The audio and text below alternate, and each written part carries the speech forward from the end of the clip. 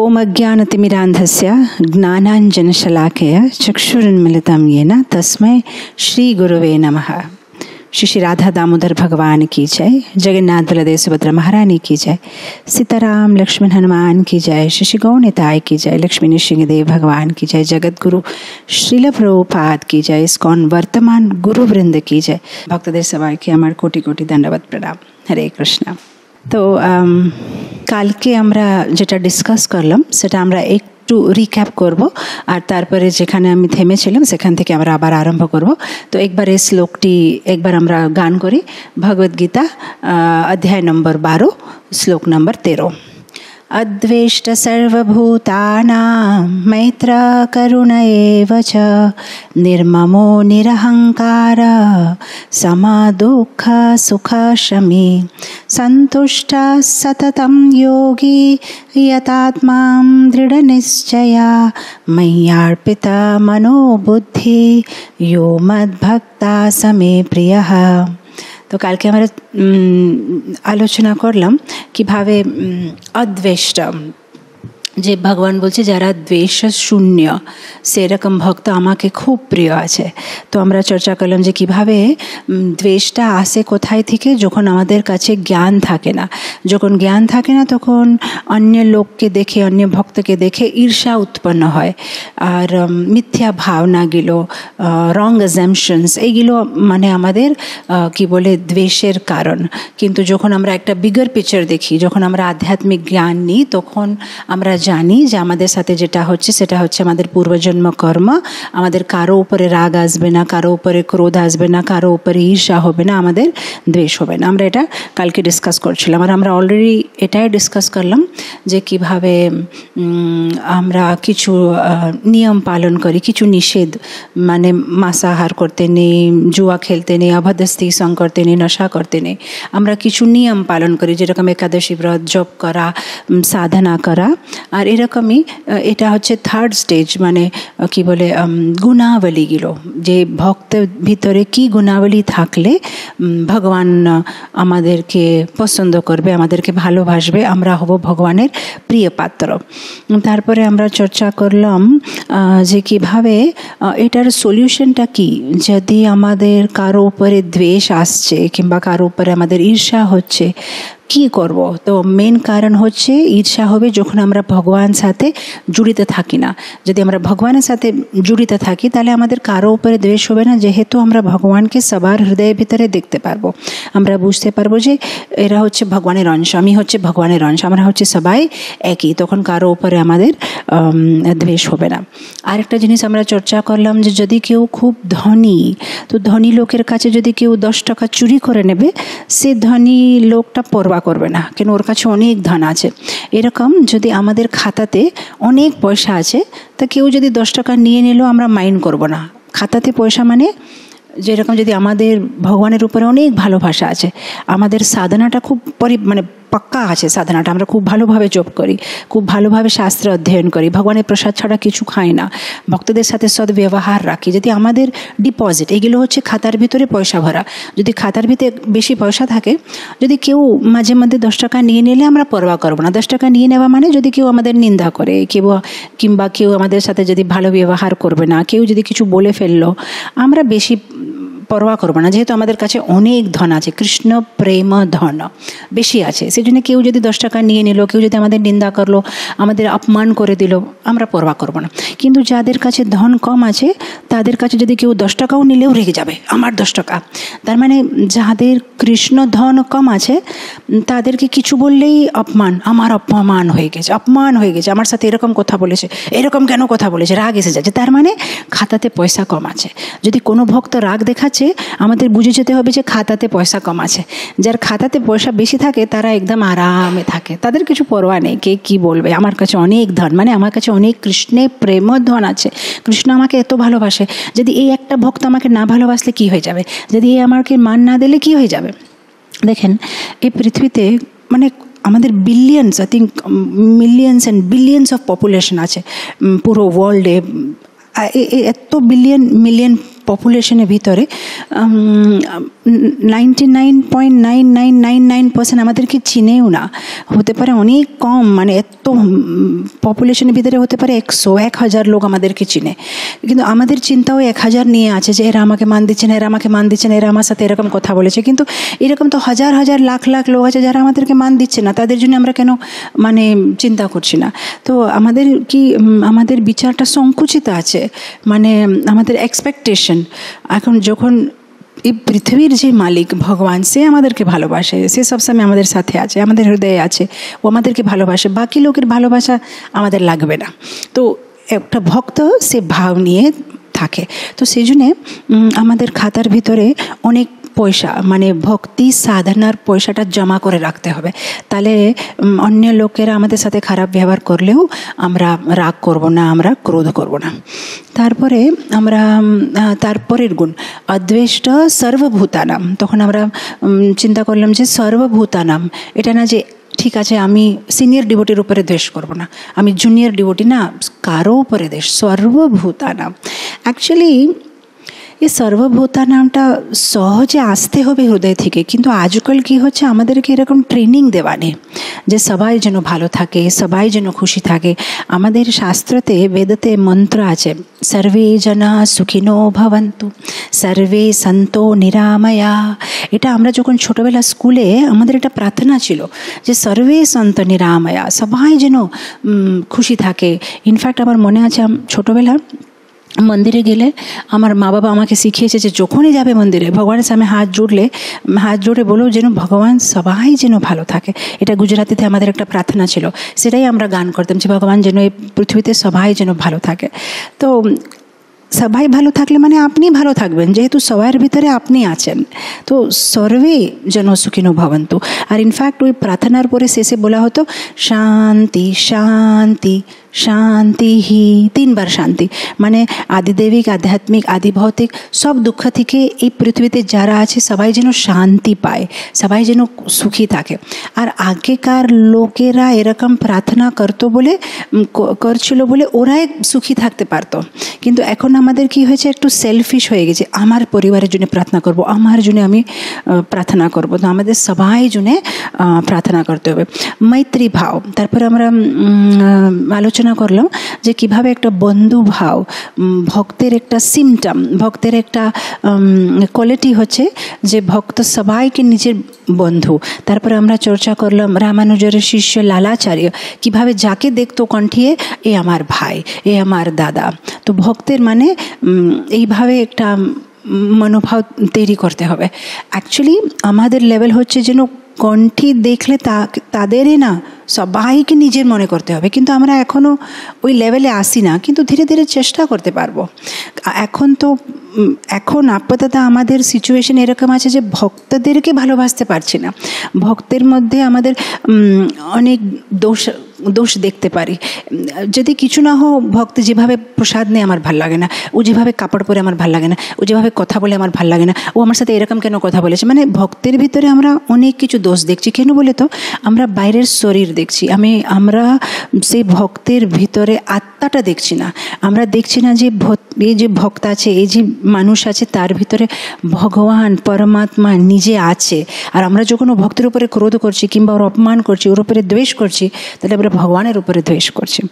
একটা গল্প আছে না, কিভাবে কেউ ভগবানের নাম জপ করছিল বাথরুমের ভিতরে, তো হনুমান রেগে গিয়ে ওকে একটা মানে থাপড় মেরে দিয়েছে যে তোমার লজ্জা নেই, ভগবানের নামটা কেউ বাথরুমের ভিতরে নেয়। তারপরে যখন অযোধ্যা যায় তখন দেখছে রাম ভগবানের মানে মুখের উপরে এরকম করে একটা মানে হয়ে গেছে, কি বলে মার্ক হয়ে গেছে। তো বলছে ভগবান আপনাকে এরকম কে করলো? বলছে তুমি তো এইমাত্র আমার ভক্তকে তুমি যে মারলে। তো আমরা যখন মানে কোনো ভক্তকে যদি আমরা কষ্ট দিচ্ছি, কোনো ভক্তের মনটা আমাদের জন্য খারাপ হচ্ছে, মানে আমরা ভগবানকে কষ্ট দিচ্ছি। কেন? ভগবানকে ভক্তরা খুব প্রিয় আছে। আমি একটা উদাহরণ দিই, যেরকম সিম্পলভাবে ধরেন আজকে একটু কোনো মাতাজি এসেছে মন্দিরে, আর আমি বলবো মাতাজি আপনি যে এই সবুজ রঙের শাড়ি পরলেন আমার ভালো লাগছে না, আপনি মন্দির থেকে চলে যান। তখন আপনারা সবাই বলবেন মাতাজি আপনার মাথাটা প্রবলেম আছে নাকি? শাড়ির সাথে ভক্তের কি সম্বন্ধ আছে? ও যে রঙের শাড়ি পরুক, মন্দিরে বসলে কি ক্ষতি আছে? না আমার ভালো লাগে না, সবুজ রঙ, চলে যান। তো আপনি তখন বুঝাবেন যে মাতাজি শাড়ির সাথে ভক্তের কোনো সম্বন্ধ নেই, আপনি ভক্তকে দেখবেন, শাড়িকে দেখবেন না। এরকম আমাদেরকে ভক্তের ভিতরে যে আত্মা আছে তাকে দেখতে হবে। শরীরটা হচ্ছে শাড়ির মতন, আজকে এই শরীর আছে, কালকে অন্য কোনো শরীর থাকবে, তারপরে অন্য কোনো শরীর নেবে, কিন্তু শরীরের সাথে আমাদের মোহ না, আমাদের তো আত্মার উপরে ভালোবাসা থাকা উচিত যে ইনি হচ্ছে ভক্ত, ভগবানের অংশ। সেইভাবে আমাদের মনে আমাদেরকে ওনাদের ভালোবাসতে হবে। আর এই ভালোবাসাটা আনকন্ডিশনাল, মানে এটা কোনো শরৎ না যে এই আমার সাথে ভালোভাবে কথা বললেই আমি ভালোভাবে কথা বলবো, এই আমার সাথে খারাপ বলে না, সবাই সাথে ভালো, যেহেতু আমার ওর সাথে কানেকশন আছে বিকজ অফ কৃষ্ণা, ও কৃষ্ণার অংশ, আমি কৃষ্ণার অংশ, সেটাই হচ্ছে আমাদের সম্বন্ধ, সেজন্য আমরা সবাইকে পছন্দ করি।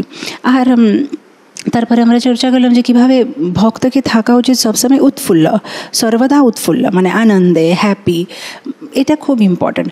আপনি যদি মানে লক্ষ্য করবেন যারা ভালো ভক্ত, সিনিয়র বৈষ্ণব, আপনি দেখবেন ওরা সবসময় উল্লাসিত, খুব খুশি থাকে, খুব আনন্দ থাকে মানে ওদের মুখে ভিতরে। তো আমরা ভাবি কেন? আমরা জাস্ট কিছুদিন আগে আমাদের এখানে বিশাখাপট্টনমে হিজ হোলিনেস জয়াদ্বৈত স্বামী মহারাজ এসেছিলেন, যিনি প্রভুপাদের সময়তে মানে ওই back to Godhead magazine আর প্রভুপাদের অনেক বইগুলো উনি মানে প্রভুপাদ থাকাকালে এডিটিং করেছিলেন। এখন মনে হচ্ছে ওনার বয়স হবে 75 মনে হবে। আর কিছু খায় না উনি, মানে জাস্ট একটু খিচুড়ি খাবে দুপুরবেলা, সকালে তো এমনি কিছু খাবে না, আর বিকেলবেলা যদি খায় একটু মুড়ি খায়, আর সবসময় মানে হাসতে থাকে। মানে আমি যখন ওনার ছবি দেখতাম আমি মানে বুঝতে পারছিলাম না যে উনি এত হিউমারাস। আর এখানে আসার পরে যে আমাদের যে সাথে উনি থাকলেন 2-3 দিন, মানে সবসময় আনন্দে, মানে বিচার করে দেখেন 75 ইয়ার ওল্ড, মানে শরীরে মানে সব পুরো উইক হয়ে গেছে বডি, মানে এত ওষুধগুলো নিচ্ছে, মানে যেরকম আমরা খাবার খাবো সেরকম ওষুধগুলো খাচ্ছে, কিন্তু সবসময় আনন্দ আনন্দ আনন্দ আনন্দ, যেটা করলো যেটা বললে মানে আনন্দে আছে, সবসময় হাসছে। কেন ভক্তরা কেন সবসময় খুশি থাকে? যেহেতু ওরা ভগবান, যিনি হচ্ছেন রিজার্ভিয়ার অফ প্লেজার, ভগবান কৃষ্ণ, ওনার সাথে জুড়িত আছে। যার সাথে জুড়িত থাকবো সেভাবে আমরা তৈয়ার হয়ে যাব। সবসময় যদি ভগবানের ব্যাপারে বিচার করতে থাকবো, ভগবানের মতন গুণ চলে আসবে সবসময়। যেহেতু ভগবান হচ্ছে সুপ্রিম ব্লিসফুল, ও সুপ্রিম ব্লিসফুল ভগবানের সাথে আমরা কানেকশনে থাকলে, কিন্তু যারা পিওর ডিভোটিস তারা ভগবানের সাথে 24 আওয়ার্স কানেক্টেড থাকে। আমরা যারা সাধক, আমরা চেষ্টা করি ভগবানের সাথে আমরা কানেক্টেড থাকবো, কিন্তু মাঝে মাঝে আমরা মানে একটু স্লিপ হয়ে যায়, সেই জন্য দুঃখ ক্লেশ সব কিছু আসে। কিন্তু যারা শুদ্ধ ভক্ত তারা সবসময় ভগবানের সাথে জড়িত থাকে, সর্ব পরিস্থিতিতে ওরা আনন্দেই থাকে। তো অ্যাকচুয়ালি ভক্তের একটা গুণ যেন সবসময় আনন্দে থাকতে হবে।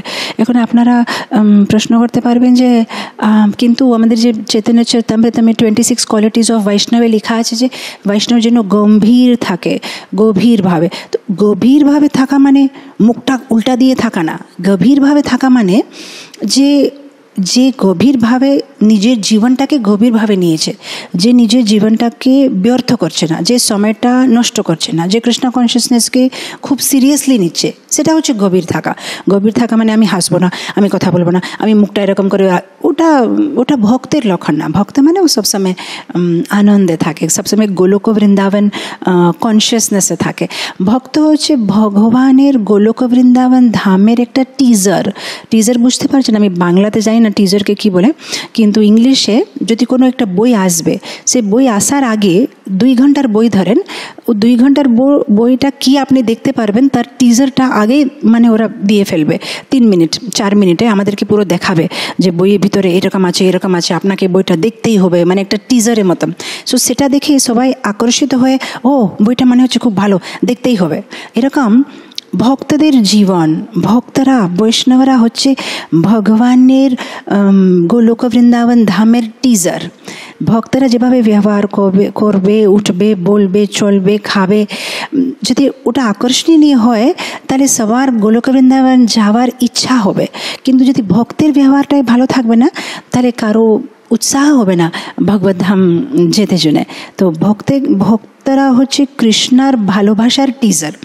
ভক্তদের এইভাবে লোকদের ভালোবাসা দিতে হবে যে সবার মনে হবে যে যদি ভক্ত এত ভালোবাসা দিতে পারবে তাহলে কৃষ্ণ কত ভালোবাসা দেবে আমাকে। তো সেভাবে না, আর যদি আমাদের স্বভাবটা সেরকম না, তাহলে কৃষ্ণই আমাদেরকে পছন্দ করে না। মানে আমি একটা সত্যি ঘটনা বলি, অনেক বছর আগে একবার না আমাদের এখানে কংগ্রিগেশনে নতুন বিয়ে হয়েছে। তো তার যে শাশুড়ি আমাকে চাইছে, বলছে মাতাজি আমি খুশি না। আমি বললাম কেন, কি হলো, আপনার বৌমাটা ভালো নেই নাকি? না ভালো আছে, কি সামনে জবাব দিচ্ছে না, ঝগড়া করছে না, মিথ্যা কথা বলছে না, আপনার কিছু অসুবিধা করছে না, তাহলে প্রবলেম কি আছে? আমাদের সাথে কথা বলে না মাতাজি, সবসময় রুমের ভিতরে বসে থাকে, আমাদের সাথে কথা বলে না, আমাদের সাথে এসে জিজ্ঞেস করবে যে আপনি কীরকম আছেন, আমাদের সাথে প্রসাদ নেবে, কিছুই না, বাস সবসময় রুমে থাকবে, ডাকলে আসবে, না হলে আবার চলে যাবে। তো আমাদের ভালো লাগছে না। তো এই ভৌতিক জগতেও আমরা এরকম লোকের সাথে থাকতে চাই না যে মানে যার ভিতরে উৎসাহ নেই, যে সবসময় মানে মরা মুখটা করে আছে। তো আপনি ভেবে দেখেন কৃষ্ণ কেন চাইবে এরকম লোককে গোলক বৃন্দাবন নিয়ে যেতে জন্য? তাহলে তো গোলক বৃন্দাবনের পুরো অ্যাটমসফিয়ারটা খারাপ হয়ে যাবে। কৃষ্ণ চাই যেন গোলক বৃন্দাবনের সবাই মানে ভালো ভক্ত, যারা মানে আনন্দে আছে, খুশি আছে, যাদেরকে দেখে অন্য লোক মানে মুখ দেখলে মনে হচ্ছে হ্যাঁ আমার আজকে দিনটা ভালো হয়ে যাবে, এরকম মানে ভক্তের একটা কি বলে লক্ষণ। এটা খুব ইম্পর্ট্যান্ট। আমার মনে আছে কিছু আই থিঙ্ক 2 বছর আগে না, কোভিডের পরেই মনে হচ্ছে, আমরা দ্বারকা গেছিলাম। তো দ্বারকা গেলে কী হয়েছে, আমাদের সাথে ট্যুরে একজন ছিলেন 72 ইয়ার্স ওল্ড। মানে উনি, আমরা যেদিনে আমরা দ্বারকা মানে পৌঁছালাম, ওখানে আমরা পায়ে দিয়েছি, সবাই স্নান করে মানে দ্বারকাধীশে দর্শনে যাব, ইনি মারা গেছেন। 72 ইয়ার্স, বাস এমনি মানে স্নান করতে গেছে, যে এমনি মানে বাথরুম থেকে বাইরে এসে মানে হার্ট অ্যাটাক হয়ে গেছে।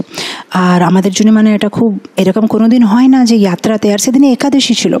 তখন আমরা সাথে সাথে মানে ওর ছেলে মেয়েদের সবাই ফোন করলাম যে এরকম এরকম হয়ে গেছে। তো ওরা বলছে ঠিক আছে আমরা মানে ফ্লাইট নিয়ে আসছি। তো এরকম পরিস্থিতি একটা। তো এখন সবাই মানে ওনাকে দেখতে যাচ্ছে। ওনার মানে শোটা মানে মৃত শরীরটা 3rd ফ্লোরে আছে, যে হোটেলে আমরা থাকছিলাম। আমি 2nd ফ্লোরে ছিলাম। তো সেদিনে একাদশী। তো আমি ভাবলাম একাদশী মানে নদী স্নান করলে ভালো হয়। তো আমি আর কিছু মাতাজিরা আমরা গোমতী গেলাম, ওখানে গিয়ে স্নান করলাম। তো এমনি আমার জলটা খুব ভালো লাগে, তো আমি একটু বেশিক্ষণ মানে নদী স্নান ভালো লাগে। এখানে বিশাখাপট্টনমে তো এরকম কোনো সুবিধা নেই করার, বাথরুমেই স্নান করতে হবে। তো অনেকক্ষণ আমি ছিলাম গোমতীতে। তারপরে আমরা ভাবলাম চলো এখন অনেকক্ষণ হয়ে গেছে, তারপরে হোটেলে চলে আসলাম। তো হোটেলে আসার পরে আবার আধা ঘন্টা স্নান করলাম, কেন নদী স্নান মানে পুরো মাটি মাটি। তো আমাদের সাথে যে মাতাজি ছিল বললো মাতাজি দেখেন তাড়াতাড়ি স্নান করবেন, কেন 5 মিনিট আছে, 5 মিনিটের ভিতরে দ্বারকাধীশের দর্শনটা বন্ধ হয়ে যাবে। তো ফটাফটা স্নান করে আপনারা মানে চলে আসেন, আমাদের একবার দর্শন করবো, তারপরে আমাদের ট্রেন ছিল না, ফ্লাইট ছিল। তো আমরা ফটাফট মানে স্নান করলাম, সব করলাম, ফটাফট লিফটে চলে আসতাম। তো লিফটে যখন বাটনটা দাবাই আমরা, মানে অনেক সময় এরকম হয় না, যদি আগে কেউ বাটনটা দাবিয়ে দিয়েছে তাহলে লিফটটা উপরে চলে যাবে। তো আমরা যে দাবাবো তার আগেই লিফটটা 3rd ফ্লোরে চলে গেছে। 3rd ফ্লোরে যখন দরজাটা খুলেছে, ওখানে একটা মাতাজি আছে যিনি মনে হচ্ছে ওই শোটা দেখেন, মানে যে মৃত শরীরটা সে দর্শন করে। ওখানে ভগবদ্গীতা পারায়ণ হচ্ছিল, মানে কন্টিনিউসলি ভক্তরা বসে ভগবদ্গীতা শ্লোকগুলো ওনার যে মৃত শরীরের কাছে ওরা মানে জপ করছিল। তো ওই মাতাজিটা মানে সাথে সাথে লিফটের ভিতরে ঢুকে মানে আমাকে না জিজ্ঞেস করেই মানে আমার মানে হাতটা মানে করে নিয়েছে, মানে ধরে নিয়েছে, জুড়ি ধরে নিয়ে আমাকে বলছে কি মাতাজি আপনি দেখলেন না কি, মানে আপনি গেছেন কি না দেখতে শুনে, মানে যে যিনি মারা গেছেন। এখন আপনি বিচার করেন, আমি 1 ঘন্টা গোমতী নদী স্নান করলাম, আধা ঘন্টা বাথরুমে স্নান করলাম, এখন আমাকে যেতে হবে দ্বারকাধীশ দর্শন, কিন্তু ইনি আমাকে ছুঁয়ে নিয়েছে। এখন ছুঁয়ে নিলে তো এখন আমি আর দর্শন করতে যাব না, পারবো না, আমাকে আবার দর্শন করতে হবে, মানে আবার স্নান করতে হবে, যেহেতু কেউ যদি মৃত শরীরকে দেখার পরে তো স্নান করতে হবে। তো আমি বললাম আরে বাপরে এটা কি হলো। তো এটা মানে একটা হাসির কথা হয়ে গেছে যে আমি যে এত চেষ্টা করলাম যে আবার আমি মানে ফেসে গেছি। তো যখন আমি বিশাখাপট্টনমে ফিরে আসি, তো আমার যে সেক্রেটারি আছে এখানে জ্যোতি, আমি ওকে বলছি দেখো জ্যোতি এরকম এরকম হলো, ও মাতাজিটা আমাকে আবার ধরে নিয়েছে। তো জ্যোতি আমাকে একটা কথা বলেছে, বলছে মাতাজি আপনার ভিতরে একটা দোষ আছে। আমি বললাম কি? বলছে আপনি সবসময় যদি খুব সফট থাকবেন, সবসময় স্মাইলিং হাসতে থাকলে কেউ আপনাকে ভয় করবে না। যদি আপনি একটু কঠোরভাবে থাকলেন তাহলে একটু ভয় করবে, আপনাকে কেউ ভয় করবে না, সবাই আপনাকে মানে ধরে নেয়, হাতটা ধরে নেয়, আপনাকে জুড়ি নিয়ে নেয়, এটা তো ঠিক না। তো তখন আমার সাথে অনেকটা তর্ক হলো ওর, যে এরকম আপনি কেন আছেন, আপনাকে একটু চেঞ্জ হতে হবে।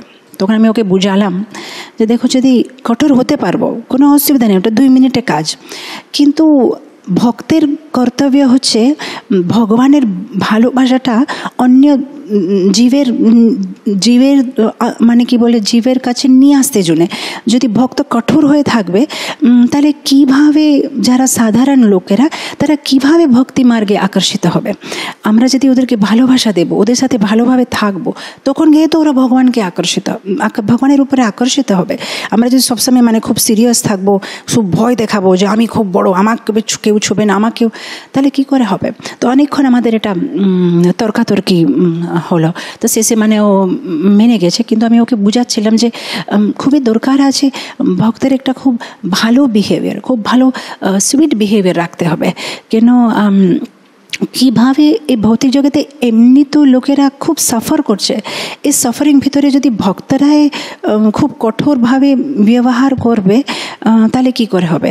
তখন ও বলছিল মাতাজি কিন্তু 3rd ক্যান্টোতে 4th ক্যান্টোতে ভাগবতমে দেখেন কপিল মুনি কি বলছে যে ভগবানের ভয়তে কি বলে বায়ু চলছে, ভগবানের ভয়ে সূর্য উদয় হচ্ছে, ভয় না দেখালে তো কাজ হবে না, ভয়ে তো ভগবানের ভয়ে তো সূর্য কাজ করছে, চন্দ্রমা কাজ করছে, ভয় তো দেখাতে হবে। তো আমি ওটাই বলছিলাম যে ভয় মানে কীরকম একটা ভয়, এরকম ভয় না যে আরে বাপরে মানে আমি যদি এই কাজটা না করবো তাহলে মাতাজি আমার উপর রেগে যাবে, না এরকম ভয় না। আমি যদি এই কাজটা না করি তাহলে মাতাজি আমাকে ভালোবাসবে না, তাহলে মাতাজি সন্তুষ্ট হবে না, আর আমি চাই যেন মাতাজি স্মাইল করে, আমি চাই যেন মাতাজি আমাকে ভালোবাসে, এইরকম ভয় থাকতে হবে। কেন ভয়ে কাজ করা, সেবা করা এটা হচ্ছে খুব নিম্ন রকম, মানে নিম্ন স্থায়ীর সেবা। মানে সেবাটা 4 রকম আছে। একটা তো আমরা ভয়ে করি, ওরে বাপরে ভগবানের নাম না নিলে আমাদের পরিবারটা ভালো থাকবে কিনা, মানে এটা নিম্ন স্থায়ীর ভক্তি। আরেকটা ভক্তি হচ্ছে ইচ্ছা, আরে ভগবানের ভক্তি করলে আমি এটা পেয়ে যাব, আমি খুব ধন পাবো, এটাই নিম্ন স্তরে আছে। আরেকটা হচ্ছে আটা আমার দায়িত্ব, ভগবান আমাকে সব কিছু দিয়েছে, আমাকে ভক্তি করতে হবে, এটাই নিম্নস্থায়ী। প্রকৃতপক্ষে যে উত্তম ভক্তি হচ্ছে আমি ভগবানকে ভালোবাসি, সেই জন্যে আমি এই সেবাটা করতে চাই, ভয়ের জন্যে না, ইচ্ছার জন্যে না, দায়িত্ব আছে বলে না, আমি ভগবানকে ভালোবাসি, সেই জন্য আমি এই সেবাটা করতে চাই। তো আমি ওকে বুঝাচ্ছিলাম যে এইরকম একটা রিলেশনশিপ থাকতে হবে গুরু আর শিষ্যর মধ্যে, একটা টেম্পল প্রেসিডেন্ট আর ভক্তের মধ্যে, একটা কোনো অথরিটি আর ডিভোটিসের মধ্যে। এরকম ভয় না যে আমাকে বার করে দেবে, এইরকম ভয় না, ভালোবাসার ভয়, যে না আমাকে ভালোবাসবে, আমি যদি সেবা করব খুশি হবে, আমাকে পছন্দ করবে। এটা হচ্ছে উত্তম স্থায়ী সেবার ভাব। তো এখানে আমাদের হবে বন্ধু ভাব, মৈত্রী ভাব, আমাদের সবাই এই গুণগুলো যেরকম প্রভুজি এখন ইন্ট্রোডাকশনে বলছিলেন যে এটা তো খুব মানে একটু কীরকম এত ইম্পর্ট্যান্ট কোয়ালিটিস আছে, এটা কি আমরা পারবো? কত ডিফিকাল্ট মনে হচ্ছে।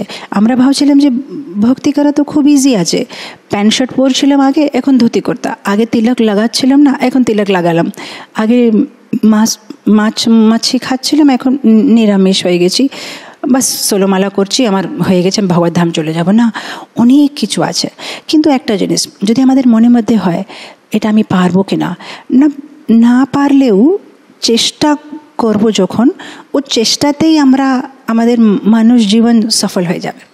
যেরকম বেঞ্জামিন ফ্র্যাঙ্কলিন বলে একটা পলিটিশিয়ান ছিলেন, কিংবা আপনি বলতে পারেন একটা সায়েন্টিস্ট ছিলেন। উনি সায়েন্টিস্ট, ইনভেস্টর, ব্যাংকার সব কিছু ছিলেন আমেরিকাতে, খুব বড়। উনি মানে ফাউন্ডিং প্রেসিডেন্ট বলতে পারেন, কিংবা ফাউন্ডার বলতে পারবেন আমেরিকার, ওয়ান অফ দ্য ফাউন্ডার।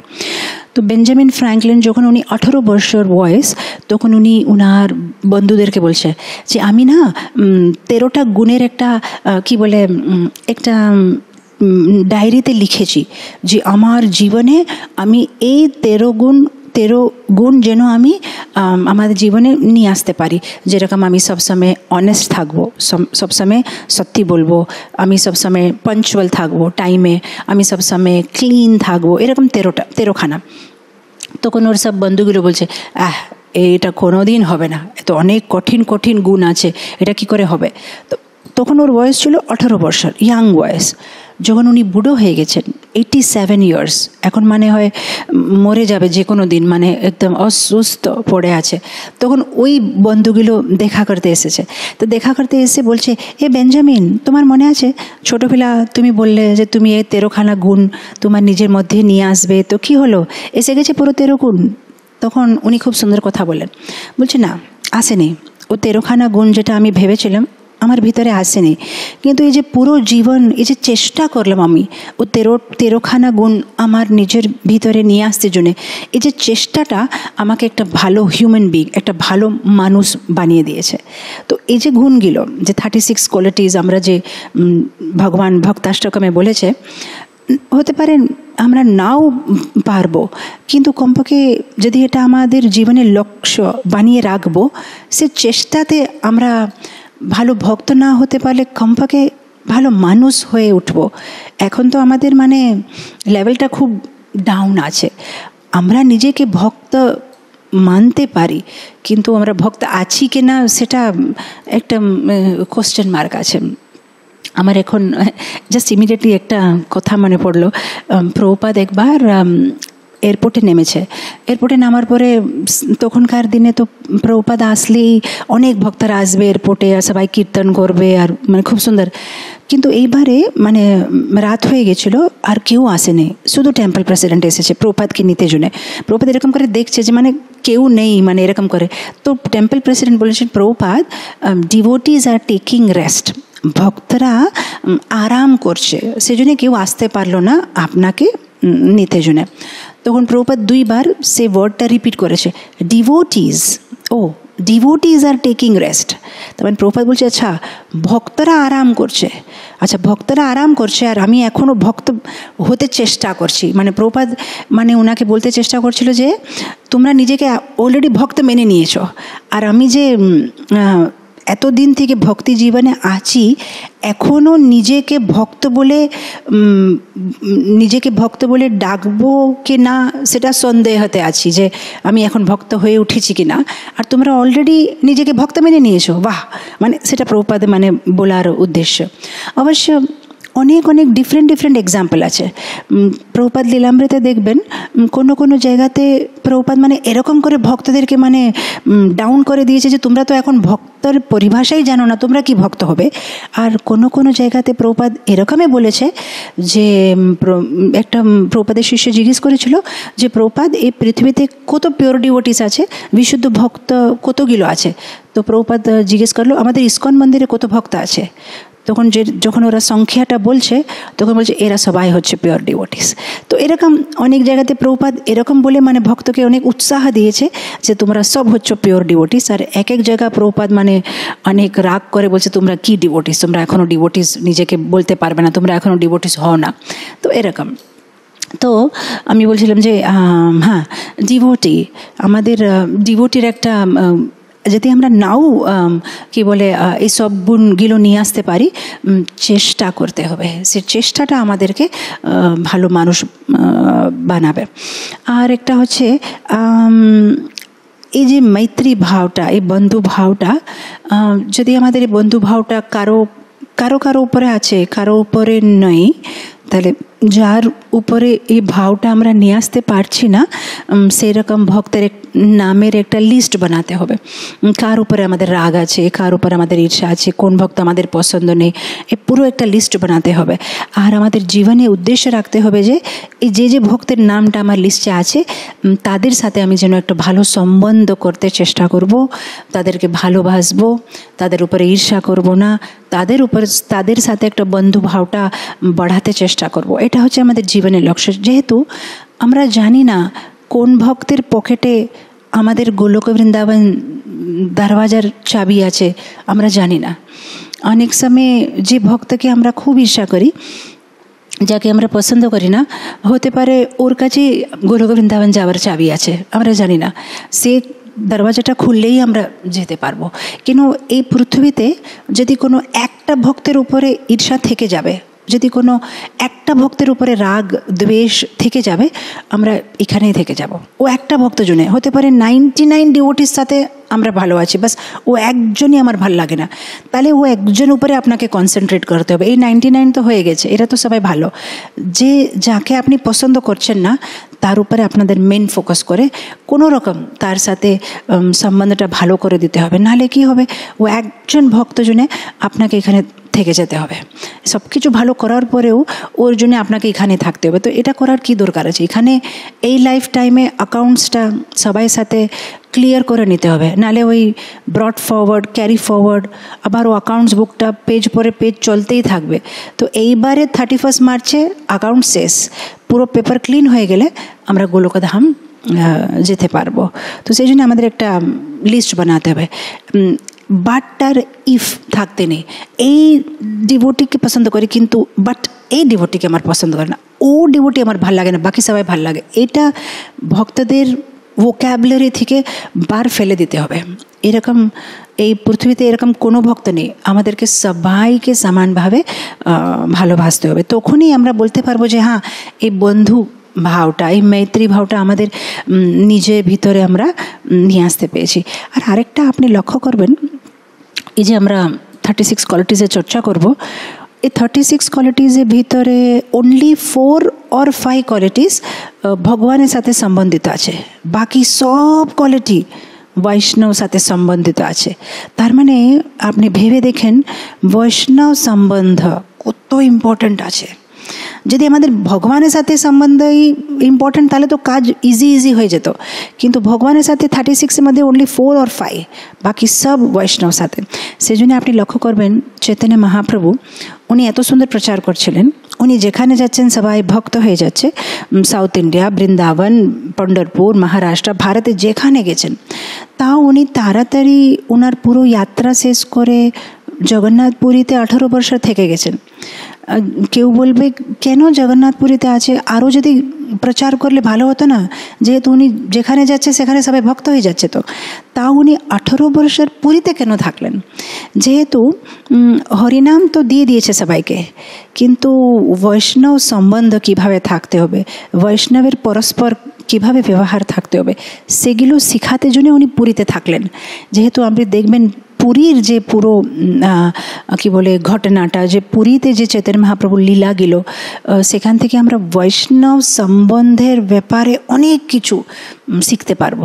কিভাবে বিনয়ী থাকতে হবে, কিভাবে আমাদের কি বলে অহংকার করতে নেই, কিভাবে সেবা দিতে হবে, এরকম অনেক কিছু সুন্দর সুন্দর মহাপ্রভু নিজে পার্শ্বদের সাথে পরস্পর কথাবার্তা বলিয়ে আমাদেরকে প্র্যাকটিক্যালভাবে শিখিয়ে দিয়েছে কিভাবে একটা ভক্তকে সহিষ্ণু থাকতে হবে, সহ্য করতে হবে, এরকম অনেক কিছু আমাদেরকে উনি শেখালেন।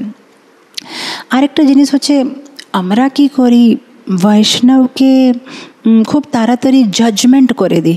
যদি কেউ বৈষ্ণব খুব ক্রোধ মানে খুব রেগে যাচ্ছে, তখন আমরা মনের মধ্যে ভাবো এর এত বেশি রাগ আছে, এ কিসের পিওর ডিভোটি, এত বেশির ভিতরে অনর্থ আছে। যেহেতু আমরা মানে মাধুরী কদম্বিনী পড়েছি বলে আমরা ভাবি সাধু সঙ্গ কি বলে শ্রদ্ধা, সাধু সঙ্গ, ভজন ক্রিয়া পরে তো অনর্থ নিবৃত্তি মানে তো কাম, ক্রোধ, মোহ, মদ, মৎসর্যতে মানে ছেড়ে দিতে হবে। কিন্তু এই ভক্তটা এখনও মানে কি বলে অহংকারটা ছাড়তে পারছে না, এখনও রাগটা ছাড়তে পারছে না, তার মানে এই ভক্তটা অনেক লোয়ার লেভেলে আছে। যারা মানে হায়ার লেভেলে আছে তাদের ভিতরে তো রাগ থাকবে না, তাদের ভিতরে তো কিছু থাকবে না। কিন্তু একটা জিনিস এটা না যে কোনো ভক্তকে ভিতরে যদি রাগ আছে কিংবা কোনো ভক্তের ভিতরে দোষ আছে তার মানে ওর ভগবানের উপরে ভালোবাসা নেই, ও খুব নিম্ন আছে, না। যেহেতু এই যে অনর্থ নিবৃত্তি স্টেজটা, এটা না যে অনর্থ নিবৃত্তি স্টেজে পরে যে নিষ্ঠা রুচি হবে তার আগে আমাদের পুরো অনর্থ চলে যাবে না, একটু একটু যায়, একটু একটু ট্রেস থেকে যায়, কেন পূর্বর অনেক বেশি লাগেজ আছে। তো সেই জন্যে আপনি দেখবেন আমরা যে ভাগবত ক্লাসের আগে যে আমরা প্রার্থনা করি, নষ্ট প্রায়েষু অভদ্রেষু নিত্যম ভাগবত সেবায়া, এখানে আমরা বলি নষ্ট প্রায়েষু মানে পুরোপুরো যায় না, প্রায় চলে গেছে, প্রায়েষু ভদ্রেষু নিত্যম ভাগবত সেবা। কিন্তু যদি কেউ নিত্যম ভাগবত সেবা করবে, ধীরে ধীরে ধীরে ধীরে সব অনর্থগুলো যাবে, একসাথে চলে যাবে না।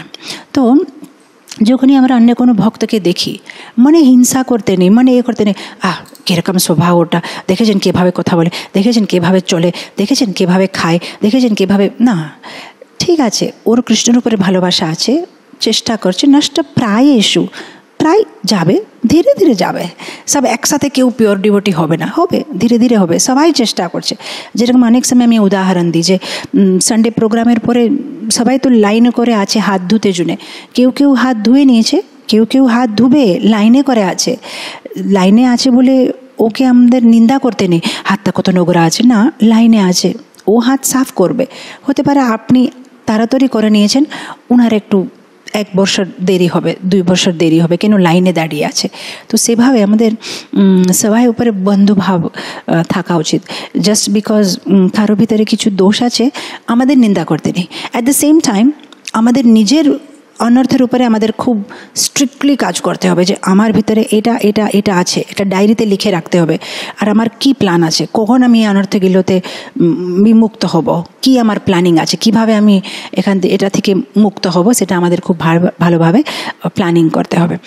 আর অনেক সময় ভক্তরা এরকম একটা কোশ্চেন জিজ্ঞেস করে, মাতাজি আমি যত সম্ভব চেষ্টা করি সবার সাথে যেন ভালোভাবে থাকবো, কিন্তু এই ভক্ত আমার সাথে ভালোভাবে ব্যবহার করে না। সত্যি কথা, মানে ওর ব্যবহারটা ভালো নেই, এটা না যে আমি দোষ দেখতে চেষ্টা করছি, কিন্তু ওর ব্যবহারটা ভালো নেই, ওর ভিতরে এই দোষ আছে। হতে পারে, কিন্তু আমরা একটা তাড়াহুড়িতে আছি, ট্রেন চলে যাবে, আমাদেরকে তাড়াতাড়ি ট্রেনে করে গোলক বৃন্দাবন চলে যেতে হবে। আর গোলক বৃন্দাবন যাওয়ার পরে ওখানে আমরা কৃষ্ণকে বলবো যে এই ভক্ত আমাকে এভাবে কষ্ট দিয়েছিল, ও ভক্ত আমাকে ওভাবে কষ্ট দিয়েছিল। কিন্তু এখন ও ভক্তের সাথে ঝগড়া করে আমাদের সময় নষ্ট করা দরকার নেই, কিন্তু আমাদের তাড়াতাড়ি গোলক বৃন্দাবন যেতে হবে। আমি অনেকবার এই উদাহরণটি দিই, যেরকম ছোট বাচ্চারা অনেক সময় দেখবেন বাগানে খেলতে খেলতে যদি একটা বাচ্চা আরেকটা বাচ্চাকে ঠেলে দেবে, বাচ্চা যদি লেগে যায় বলবে, এই তুমি আমাকে এরকম ঠেলে দিয়েছো, আমি আমার মাকে বলবো তুমি আমাকে ঠেলে দিয়েছো। এরকম আমাদের মনে ভিতরে রাখতে হবে, এই ভক্তটা আমাকে কষ্ট দিচ্ছে, আমি কৃষ্ণকে বলবো। যখন গোলক বৃন্দাবন যাবো আমি কৃষ্ণকে বলবো, কৃষ্ণ আমাকে ভক্ত অনেক কষ্ট দিয়েছিল, কিন্তু এখন আমার কাছে সময় নেই ওর সাথে ঝগড়া করতে জন্য, আমাকে অনেক কিছু করতে হবে, নিজের অনর্থের উপরে কাজ করতে হবে, আমার নিজের সাধনা করতে হবে, আমাকে জব করতে হবে, আমার মানুষ জীবনটা আমাকে সফল করতে হবে। ওর পিছনে থাকলে আমাকে আমার স্বভাবটা ভালো করতে হবে, আমাকে আমার দোষগুলো দেখতে হবে। ওর দোষ দেখে আমার কি লাভ হবে? যদি কারো রিপোর্ট কার্ড আমি দেখবো, আমার কি লাভ হবে? আমি ম্যাথসে কত পেয়েছি, আমি সায়েন্সে কত পেয়েছি, আমাকে দেখতে হবে, আমাকে ভালো মার্কস নিয়ে আসতে হবে।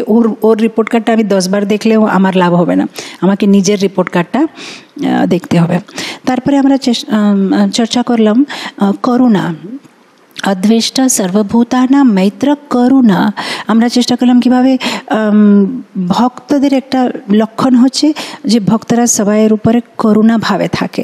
আর আমরা তখন ডিসকাস করলাম কীভাবে রান্তিদেব, তারপরে দধিচি, কীভাবে ওনার নিজে হাড়টা দিয়ে দিয়েছে ইন্দ্রকে। আমরা চর্চা করলাম শিবী মহারাজ।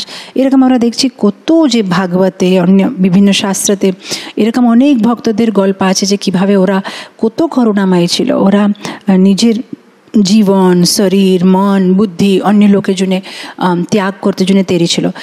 তো আমরা এই গল্পগুলো শুনলে হতে পারে আমরা ভাবো আমি ওগুলো পারবো না, আমি এত লেভেলে না। ঠিক আছে, আমরা যত লেভেলে আছি অতটুকু করলে হচ্ছে, ধীরে ধীরে যতটুকু পারবো। আর তখন আমি বললাম যে যদি আমরা কারো ধন দিয়ে তন দিয়ে না সেবা করতে পারলেও আমরা ওদের জন্য প্রার্থনা করতে পারি। প্রার্থনাতে তো কোনো দাম লাগে না। একবার না আমাকে একটা ভক্ত জিজ্ঞেস করছিল, বলছে মাতাজি যদি আমি অন্য কারোর জন্য প্রার্থনা করছি, ধরেন যে আমার পাশের বাড়িতে কারো ক্যান্সার হয়েছে, ভগবান ওকে ভালো করে দিন, তার মানে কি আমি যে ভালো কর্ম করেছি আর আমার ভালো কর্মের কোটা থেকে ওকে দিয়ে দেবে নাকি ভগবান? না, এটা আপনাকে চিন্তা করতে হবে না যে আমি যদি কারোর জন্য প্রার্থনা করছি তাহলে আমার যে ভালো কর্মগুলো সব ওকে চলে যাবে যেহেতু আমি ওর জন্য প্রার্থনা করছি। না না না না, আপনার যে ভালো কর্মটা সেটা আপনি পাবেন। যদি আপনি কারোর জন্য প্রার্থনা করছেন, ভগবানের কাছে অনেক কিছু আছে, উনিকে আপনার কাছে থেকে নিয়ে কাউকে দিতে হবে না, উনি এমনি সবাইকে দেবে। আর ইনফ্যাক্ট আমরা যখন অন্য লোকের জন্য প্রার্থনা করি তাহলে অটোমেটিকলি আমাদের জন্য সেই প্রার্থনার ফলটা ফ্রি ফ্রি ফ্রি, মানে আমরা ফ্রিতে পেয়ে যাব, আলাদা করে আমাদের নিজের জন্য প্রার্থনা করতে হবে না। যদি আমরা অন্য কেন, ভগবান এরকম লোকের খুব পছন্দ করে যারা নিজেকে ছেড়ে অন্য লোকের চিন্তা করে, অন্য লোককে ভালোবাসা দেয়, সেরকম যারা বিশাল হৃদয়ে থাকে তাদেরকে ভগবান খুব পছন্দ করে। তো যতটুকু আমরা পারবো, আমরা বেশি না পারলেও কেন, একটা কাঠবিড়াল যখন ভগবান রাম লঙ্কা যেতে জন্য ব্রিজটা বানিয়েছে, তখন বড় বড় হাতিরা গাছগুলো নিয়ে আসে ফেলছিল, হনুমান বড় বড় পাহাড় নিয়ে এসেছে, আর কাঠবিড়ালগুলো কি একটু একটু করে মাটি নিয়ে এসেছে, তাও ভগবান কত খুশি হয়েছে। যতটুকু, এটা না যে খুব বড় কোয়ান্টিটি, জাস্ট কোয়ালিটি, একটু কিছু যদি আমরা কাউজনে করতে পারি, সেটাই মানে ভগবান খুব অ্যাপ্রিসিয়েট করবে। আমি একটা নিজের একটা কি বলে এক্সপিরিয়েন্সটা শেয়ার করব। আমি কিছু বছর আগে উডুপি মন্দিরে গেছিলাম, অনেক বছর আগের কথা। তো উডুপি মন্দিরে যখন আমি দর্শন করতে যাই, একবার দর্শন হয়ে গেছে আর ওখানে বেশি রশ ছিল না। তো আমি কি করছিলাম, বারবার পরিক্রমা করে আবার দর্শন করতে আসছি, বারবার পরিক্রমা রাউন্ড করে দর্শন করতে আসছি। তো ওখানে যে সিকিউরিটি গার্ড, যেরকম উডুপি মন্দিরে, দ্বারকা মন্দিরে, মানে ভক্তরা না, বাইরের লোকেরা দাঁড়িয়ে থাকে ওই দর্শনের কিউ কাছে, আর মানে ওরা অনেক মানে যাও যাও যাও যাও এরকম করে, মানে খুব কীভাবে মানে বলে যে আমাদের মানে কি করব বোঝা যাবে না, মানে খুব রাগে করে বলবে যাও যাও যাও সিকিউরিটি গেলো।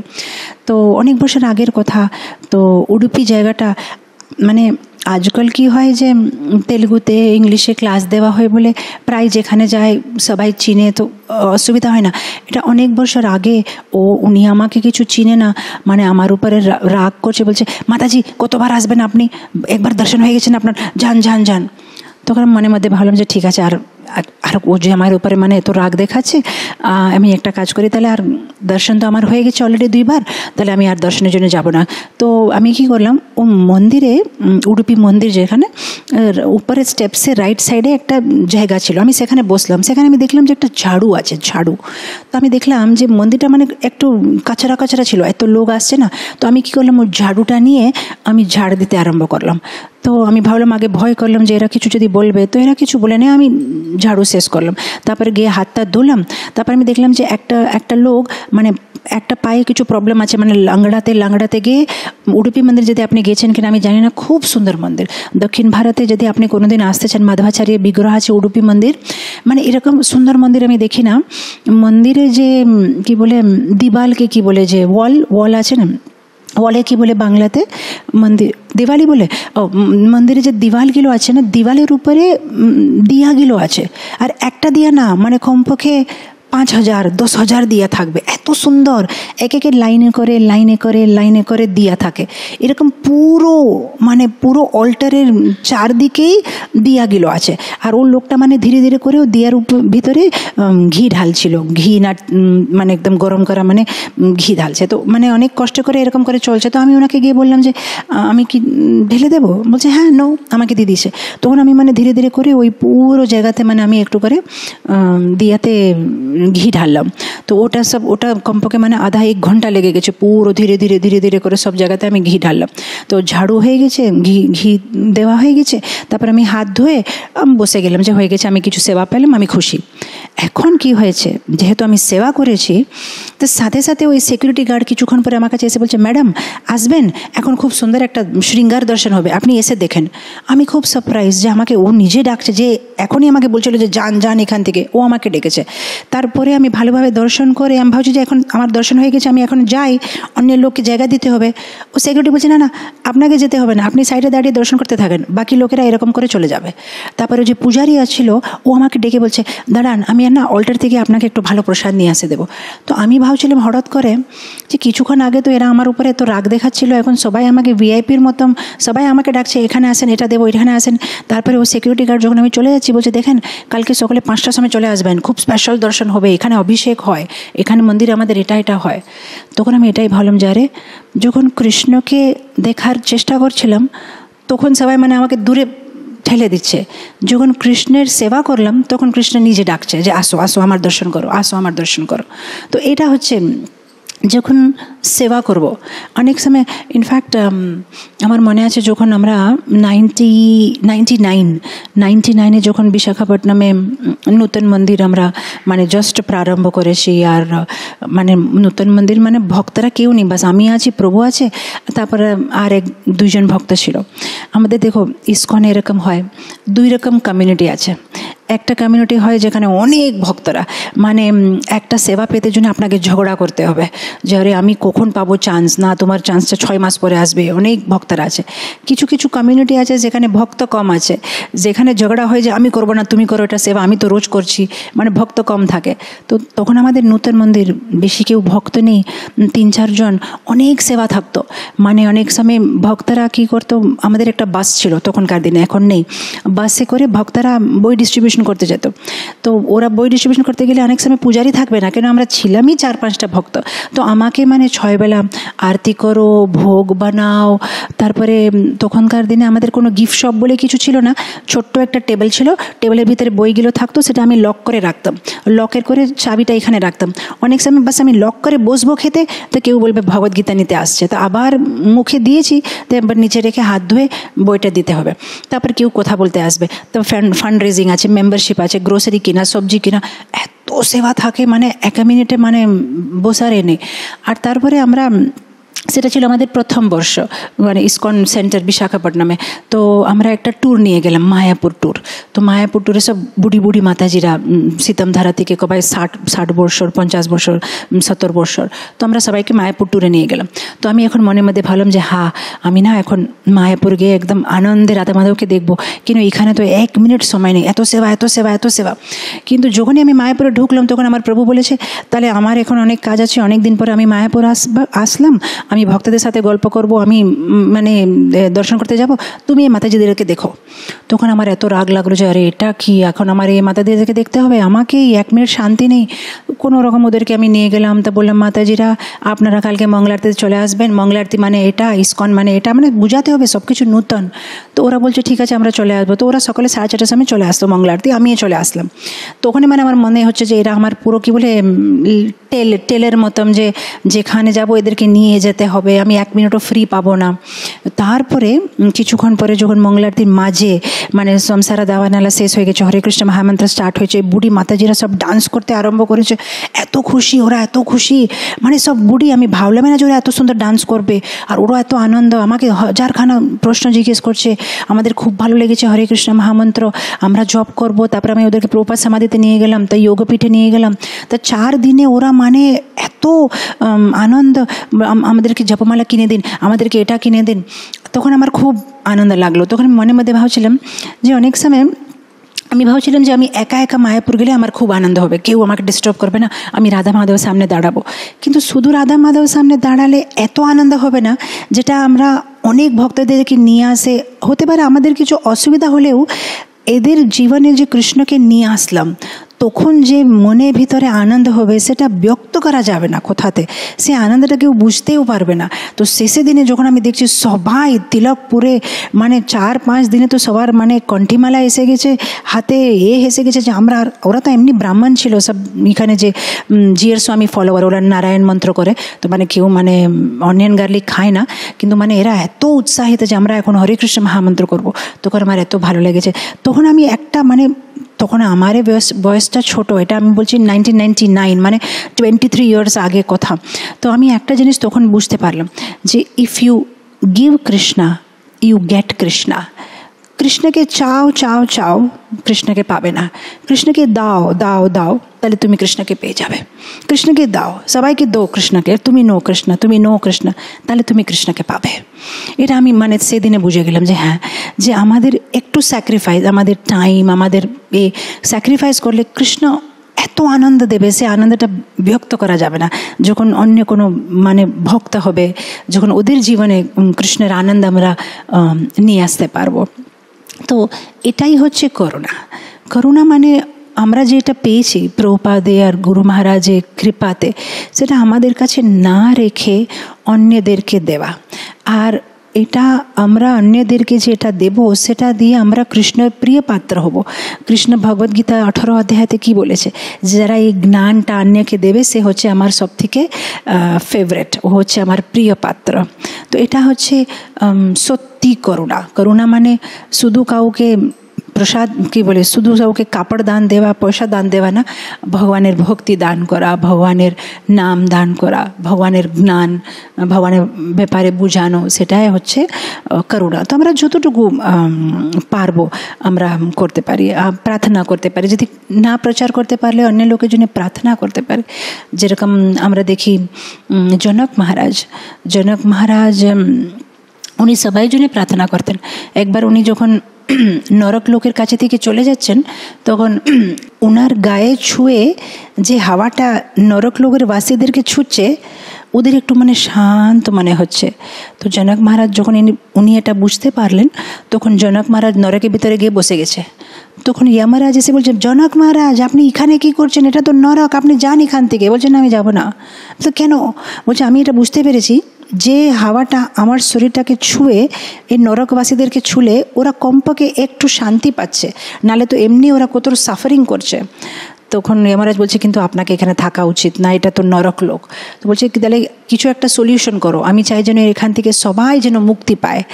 তখন যমরাজ বলছে যে জনক মহারাজ আপনি যে রাম নাম করছেন, সে রাম নামের ফলটা এই যে নরকবাসীদেরকে আপনি দিয়ে দিলে এরা সবাই এখান থেকে মুক্ত হয়ে ভগবত ধাম চলে যাবে। তখন জনক মহারাজ বলছে ঠিক আছে, তাহলে আমি আমার নামের দান করি, আমি যে ভগবানের নামটা নিয়েছি তার দান করি। তারপরে সবাই যে নরকবাসী ছিল তারা সবাই মুক্ত হয়ে আবার সবাই ভগবত ধাম চলে গেছে। তো আমরা দেখি যে এরকম অনেক বড় বড়, যে আমাদের চৈতন্য চরিতামৃতে যেরকম বাসুদেব আছেন, যে বললো যে এই পৃথিবীতে যারা সবার পাপগুলো আমার মাথাতে দিয়ে দিন, আর সবাইকে যেন ভগবত ধাম নিয়ে চলে যান, সবাইকে মুক্ত করে দিন। তো আমরা অত লেভেল না করতে পারলেও যতটুকু আমরা পারবো আমরা সবাই জন্য প্রার্থনা করতে পারি যে ভগবান যেন সবাই হ্যাপি থাকে, সবাই সুখী থাকে। তো যখন আমরা সেবা করব, যখন আমরা করব, আমরা ভগবানকে পাবো। যখন আমরা অন্য লোকের জন্য প্রার্থনা করব, অন্য লোকের জন্য আমরা কিছু ত্যাগ করব, তাহলে আমরা আরও বেশি করে ভগবানের কৃপা পাবো। তো আমরা কারো উপরে কৃপা করব, তাহলে আমরা কৃপা পাবো। এটা এরকম হচ্ছে জিনিসটা। কিন্তু আমরা যদি কৃপা করতে ছেড়ে দিই, তাহলে এখান থেকে কৃপায় আমরা পাবো না। তো আমরা ভগবানের সাহায্য নিচ্ছি, আর অন্য লোককে আমাদেরকে ভগবানের ভালোবাসাটা দিতে হবে। তো আমরা কালকে চর্চা করেছিলাম অদ্বেষ্ট সর্বভূতানা মৈত্র করুণ এবচ নির্মম। পরে গুণ হচ্ছে নির্মম। নির্মম মানে মমতা ভাব, মম ভাব রাখতে নেই, এটা আমার ছেলে, আমার বউ, এটা হচ্ছে মমতা ভাব, মম ভাব আমাদেরকে ভক্তি জীবনে অনেক ডিস্টার্বেন্স ক্রিয়েট করবে। কেন? যখন আমরা মম ভাব রাখবো, তার মানে আমরা একটা হলুদ রঙের কিংবা লাল রঙের চশমা পরে নিয়েছি, এখন আমরা সব কিছুই মম ভাবে দেখবো, তাহলে আমরা ভগবানকে বুঝতে পারবো না।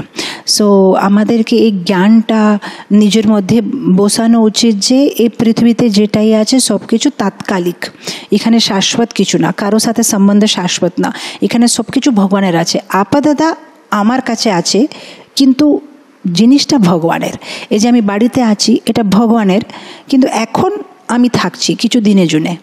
এই যে পতি আছে, সে ভগবানের অংশ, কিন্তু এখন আমার পতি আছে। সো এরকম মানে কীভাবে প্রপারাইটারশিপ ভাব না রেখে ট্রাস্টি ভাব রাখতে হবে। ট্রাস্টি মানে যেরকম একটা ট্রাস্ট থাকে, ট্রাস্টের ভিতরে অনেকগুলো ট্রাস্টি থাকে। ট্রাস্টিদের প্রিন্সিপাল হচ্ছে যে প্রপার্টিটি আছে উনার না, কিন্তু উনার কেয়ার মানে উনার আন্ডারে আছে এখন, কিন্তু উনার না। এরকম এই পৃথিবীতে যেটাই আছে আপাতত আমার কাছে আছে, কিন্তু এটা আমার না, এটা ভগবানের। আমাকে ভগবান এটা ব্যবহার করতে জন্য দিয়েছে কিছু দিনের জন্য, সে ভাব আমাদেরকে রাখতে হবে, তাহলে আমরা হইতে পারবো নির্মমা। সেজন্য দেখেন আমাদের শাস্ত্রতে লেখা আছে, যারা সন্ন্যাসীরা ছিলেন তারা কোনো দিন একটা গাছের নিচেও 3 দিন থেকে বেশি থাকবে না। কিন্তু ওদের চিন্তা হচ্ছে যে ওই 3 দিনের পরে যদি ওই গাছের উপরে মম ভাব হয়ে যাবে, এটা আমার গাছ, এটা আমি এখানে থাকবো। যেরকম দেখেন আপনি যদি এই গল্পটা শুনেছেন, অশ্বশিরা বেদশিরা এরা ছিল দুইজনে খুব বড় ভক্ত। ওকে, মানে এত মানে লেভেলে ছিলেন না, মানে ভাবের লেভেলে এত মানে ভালো ভক্ত। কিন্তু এই মম ভাবে জুনে দুইজনই মানে পতন হয়ে গেছে। কিভাবে পতন হয়েছে আমি বলবো এই গল্পটা। অশ্বশিরা এনার একটা সুন্দর আশ্রম ছিল। বেদশিরা সে আশ্রমে এসে উনি মানে একটা গাছের নিচে তপস্যা করছে। তখন অশ্বশিরা রেগে যাচ্ছে, বলছে তুমি আমার আশ্রমে কেন আসলে? তুমি অন্য কোনো গাছের নিচে বসে তপস্যা করো, এখানে তুমি কেন আসলে? বেদশিরা বলছে, আরে তুমি কাকের মতন কাকা কাকা কাকা করছো কেন? গাছের উপরে কি মানে যে কেউ তো কোনো গাছের নিচে বসে তপস্যা করতে পারে, কাকের মতন কাকা করছো কেন? বলছে করবো না, তুমি সাপের মতন ডাকটাক করে ঢুকে গেলে যে আমার ওখানে আশ্রমের ভিতরে। তো এরকম এক দুর সাথে এরকম এরকম এরকম করে ঝগড়া করছে যে তুমি আমার আশ্রমে কেন আসলে। শেষে কি হলো, একে শ্রাপ দিয়েছে যাও তুমি হবে সাপ, একে শ্রাপ দিয়েছে যাও তুমি হয়ে যাবে একটা কাক। তো একজন হয়ে গেছে কাকভূষণ্ডী, আমরা রামায়ণে দেখি যেটা কাকভূষণ্ডী, আর একজন হয়ে গেছে কালিয়া সাপ, যে কৃষ্ণলীলাতে আমরা দেখি যে কালিয়া সাপের কথা।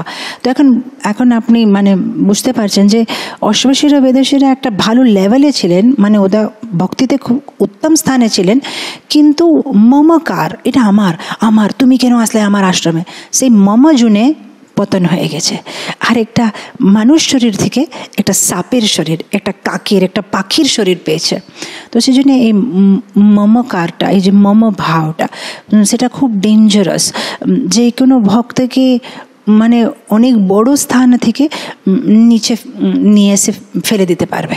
সেজন্য খুব সাবধান। যেরকম আমরা দেখি ভরত মহারাজ, উনি মানে সব কিছু ছেড়ে দিয়েছিলেন, কিন্তু একটা হিরণের উপরে মমভাব হয়ে গেছে, আমার হিরণ, আমি না হলে এরকে কে দেখবে, এর কি হবে, ওর উপরে যে মমতা ভাব, যে ভালোবাসা হয়ে গেছে, তা ওনাকে আবার হিরণের শরীর পেয়েছে। তো সেই জন্যে খুব সাবধান থাকতে হবে। ভরত মহারাজের জীবনে একটা হিরণ ছিল, আমাদের জীবনে অনেকগুলো হিরণ আছে। এরকম অনেকগুলো হিরণ আছে যাদের উপরে আমাদের ভালোবাসাটা আছে, আর যেটা জন্য আবার বারবার মানে ভরত মহারাজের একটা হিরণের সাথে ভালোবাসা হয়ে গেলে দুটো জন্ম নিতে হলো। আমাদের হাজার হাজার হিরণ আছে, আর ও মেয়েরা আছে, ছেলেরা আছে, নাতিবাদ আছে, কাকা চাচা অনেকগুলো আছে, ওদের জন্য আমাদের আর কতবার যে জন্ম নিতে হবে। তো সেই জন্য একটা ভক্ত হয়ে খুব সাবধান, ভগবান ছাড়া কারো উপরে মম ভাব রাখতে নেই। আর আমাদের মানুষের একটা সহজ স্বভাবটা এরকম, আমরা ছোট জিনিসের উপরে খুব তাড়াতাড়ি আমাদের অ্যাটাচমেন্ট হয়ে যায়। যে রাত্রেবেলা যে আমরা যেদিকে ঘুমাবো বিছানাতে, কিছুদিন পরে সেখানে একটা অ্যাটাচমেন্ট হয়ে যাবে, আমি ওই পাশে ঘুমাবো না, এটা আমার অভ্যাস, আমি এখানেই ঘুমাবো। একটা পিলো যেটা নিয়ে আমরা ঘুমাবো, ও পিলোর উপরে আসক্তি হয়ে যাবে। একটা ব্ল্যাঙ্কেটের উপরে, এই তুমি আমার ব্ল্যাঙ্কেটটা কেন নিলে, আমি রোজ এটা ব্ল্যাঙ্কেটে নিয়ে ঘুমাই, এটা আমার ব্ল্যাঙ্কেট, এটা আমার জায়গা। সানডে দিনে আমরা যেখানে বসবো ক্লাসে শুনতে জন্য মন্দিরের ভিতরে, যদি 3 সপ্তাহ এক জায়গাতে বসলে আমাদের মনে হয়ে যাবে এটা আমার জায়গা, তুমি কেন বসলে। মানে এটা একটা আমাদের স্বভাব, খুব তাড়াতাড়ি আমরা যে কোনো জিনিসে এটা আমার প্লেট, তুমি কেন নিলে, এটা আমার ব্যাগ, এটা আমার জিনিস। তো ভক্তদের খুব সাবধান থাকতে হবে। আমাদের কোনো জিনিসপত্র উপরে, কোনো এই জড়জগতে যেটা আছে কারো উপরে বেশি মায়া রাখতে নেই, মানে একটু ডিট্যাচ থাকতে হবে।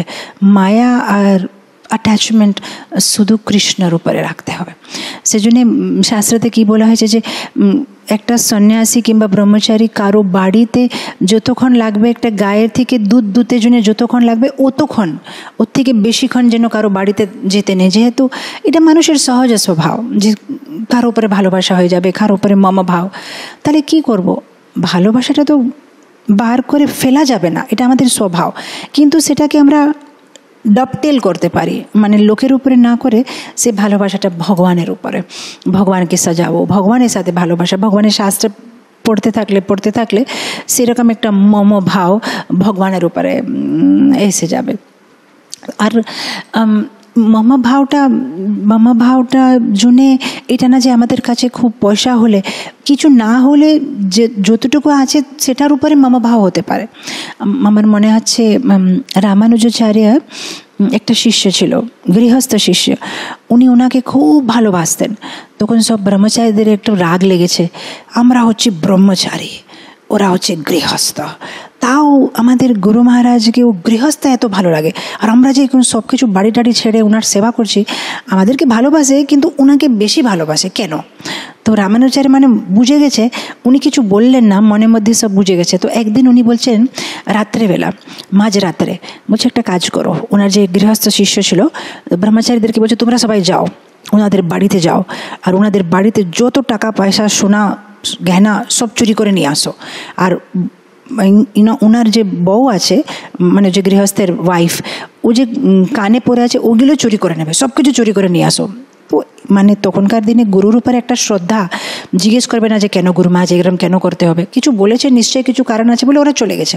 তো এই ব্রহ্মচারীরা রাত্রেবেলা যাচ্ছে ওনাদের বাড়িতে, দুজন স্বামী স্ত্রী ঘুমাচ্ছে, এরা গেল ভিতরে, তার দরওয়াজাটা খুলেছে, ও আলমারিগুলো খুলেছে, সব টাকা পয়সা সব কিছু নিয়ে নিয়েছে।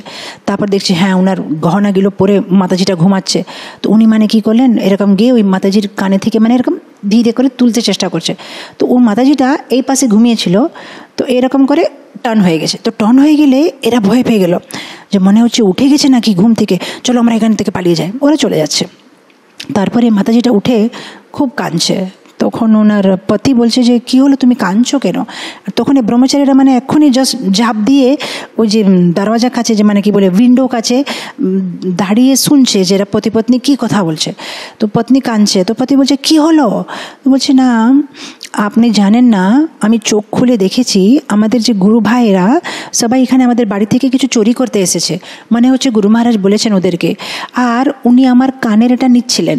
তো আমি মনের মধ্যে ভাবলাম যে একটা কানের নিলে যথেষ্ট হবে না, দুটো নিলে ভালো হয় বলে আমি জাস্ট একটু টার্ন হয়ে গেলাম যেন এই কানটা নিয়ে নিলে ভালো হয় বলে। কিন্তু দেখলেন ওরা মানে ভাবলো যে আমি ঘুম থেকে উঠে গেছি বলে ওরা চলে গেছে, আর এটা গুরু সেবাতে লাগলো না। সেটা দিয়ে আমার খুব কান্না ধরছে যে এটা তো নিয়ে গেল, কিন্তু এটা গুরু সেবাতে আমি ইউজ করতে পারলাম না, এটা আমার জীবনটা ওয়েস্ট হয়ে গেছে। তখন এই ব্রহ্মচারীরা অবাক হয়ে গেছে যে আরে আমরা যে সব কিছু চুরি করে চলে গেছি ওটার দুঃখ না, এটা যে গুরু সেবাতে লাগাতে পারলে না এটার ওটা দুঃখ, কত ভালো ভক্ত। তো এরকম মানে ওরা মনের মধ্যে বিচার করতে করতে করতে আশ্রমে চলে এসেছে। যখন আশ্রমে চলে এসেছে তখন রামানুজাচার্য কী করেছে, ওদের যে কোপিনগুলো সেটা এই পাশে ওই পাশে ওই পাশে ওই পাশে করে দিয়েছে, কার এটা ফেলে দিয়েছে, কারোটা ওখানে করে দিয়েছে। আর তখন যে আশ্রমের ঝগড়া হয়, এই তুমি আমার গামছাটা নিয়েছো, না তুমি আমার কাপড়টা নিয়েছো, এত ঝগড়া করেছে। তখন রামানুজাচার্য বলছে দেখো তোমাদের কাছে কিছুই নেই, একটা গামছার উপরে তোমাদের কত আসক্তি আছে, একটা কোপিনের উপরে। এদের কাছে সব কিছু যেটা আছে সেটা ওরা গুরু আর ভগবানের সেবাতে দিতে জন্য তৈরি আছে। তো এটা না যে যাদের খুব টাকা পয়সা আছে তাদেরই মমভাব থাকবে, কিছু না থাকলেও মমভাব থাকতে পারবে। মমভাবটা ভিতরে আছে, সেটাকে বার করতে হবে। যেরকম একটা রাজার গল্প আছে। একদিন একটা রাজা, তখনকার দিনে যদি রাজারা জানতে চায় যে প্রজাতে সবাই খুশি আছে কিনা, তো ওরা কী করতো, রাত্রেবেলা মানে একটা কিছু আলাদা করে মানে কাপড় টাপড় পরে কেউ বুঝতে পারবে না যে উনি রাজা। তো এইভাবে মানে করে গিয়ে দেখবে যে সবাই মানে রাজ্যতে ভালোভাবে আছে কিনা। তো দেখছিল যে একটা বেগর, মানে বেগরতে কী বলে বাংলাতে যায়, মানে ভিক্ষা করে, একটা ভিক্ষুক, মানে ও বসে আছে, ঘুমাচ্ছে না। তো রাজা মানে দেখছে ঘুমায় না কেন, তো পুরো আধা ঘন্টা পুরো ঘোরার পরে আবার এসেছে। তারপরে রাজা ওর কাছে গিয়ে বসছে, বলছে বাবা তুমি কেন ঘুমাচ্ছ না? বলছে কী করে ঘুমাবো, আমার খুব টেনশন আছে। বলছে কিসের টেনশন আছে? বলছে এই যদি কেউ চুরি করে নেবে। বলছে কি চুরি করে নেবে? বলছে আমার যে এটা আধা ভাঙ্গা ঘিয়ের ডাব্বা থাকে না, ডালডা ঘিয়ের ডাব্বা, সে ডাব্বার ভিতরেও ভিক্ষা করতো। তো বলছে এই যে ভাঙ্গা ডাব্বাটা যদি আমি ঘুমিয়ে যাই, কেউ যদি চুরি করে নিয়ে যাবে, সেজন্য আমি ঘুমাতে পারছি না, আমার খুব চিন্তা। তখন রাজা মনের মধ্যে ভাবলো যে আরে আমি ভাবছিলাম যে যাদের খুব টাকা পয়সা হয় তাদের চিন্তা হয়, কিন্তু একটা ভাঙ্গা ডাব্বার উপরে যে মমভাব আছে, এটা আমার, এটা আমার, এটা নিয়ে একটা এই ভিক্ষুকটা চিন্তা করে আছে। তো এই যে ভাবনাটা ভিতর থেকে আমাদের বার করতে হবে। আর এই ভাবনাটা কেন থাকে যেটা আমার, যেহেতু আমরা ভাবি যে আমি এখানে পার্মানেন্ট আছি, আমি এখানে শাশ্বতভাবে আছি। যদি শাশ্বত ভাবটা না থাকলে মমকার হবেই না, কারো উপরে অ্যাটাচমেন্ট হবে না। শাশ্বত ভাব থাকলেই মনে হবে যে না এটা আমার, আমি এটা আমার, এটা আমার, এটা আমার। মেন হচ্ছে যে শাস্ত্র জ্ঞান নেই, শাস্ত্র জ্ঞান নেই বলে সব কিছু মনে হচ্ছে যে এটা আমি আমার সাথে নিয়ে যাব, এটা আমার, এটা আমার জিনিস। কিন্তু যখন শাস্ত্র নিত্যম ভাগবত সেবায়া হলে প্রতিদিন এটা একটা আভাস হবে যে না এটা আমার না, এটা কতদিন আমার কাছে আছে আমি জানি না, কালকে এটা আমি থাকবো কিনা। এরকম সবসময় এভাবে থাকলে কারো উপরে আসক্তি হবে না, কিন্তু আমরা জিনিসটাকে সঠিকভাবে দেখতে পারবো যে এটা তাৎকালিক আমার কাছে আছে, কিন্তু এটা আমার না, কিছুদিন জন্য আমার কাছে আছে, কিন্তু এটা আমার না। তো সেই ভাবটা আমাদের মধ্যে আমাদেরকে মানে দৃঢ় করতে হবে। যেরকম একটা রাজার রাজ্যতে একটা ঋষি এসেছে, একটা সাধু এসেছে। তো সাধু আসলে রাজা বলছে, আরে সাধু বাবা আপনি এসেছেন, তো আপনি এখন আমার মহলে থাকবেন। তখন ও বলছে, হ্যাঁ কি বলে পান্থশালাতে? না পান্থশালাতে না, আমার মহলে। হ্যাঁ এটাই তো পান্থশালা। আরে আমি বারবার আপনাকে বলছি, আপনি বারবার একই কথা বলছেন, আমি বলছি আমার মহলে। তখন সাধু বাবা বলছে, রাজা আমি বুঝতে পারলাম না, আপনার মহল আর পান্থশালা কিংবা হোটেলের ভিতরে তফাৎ কি আছে? বলছে, আপনি এতটুকু জানেন না? হোটেল মানে যেখানে লোকেরা আসে কিছুদিন জন্যে আর তারপরে চলে যায়।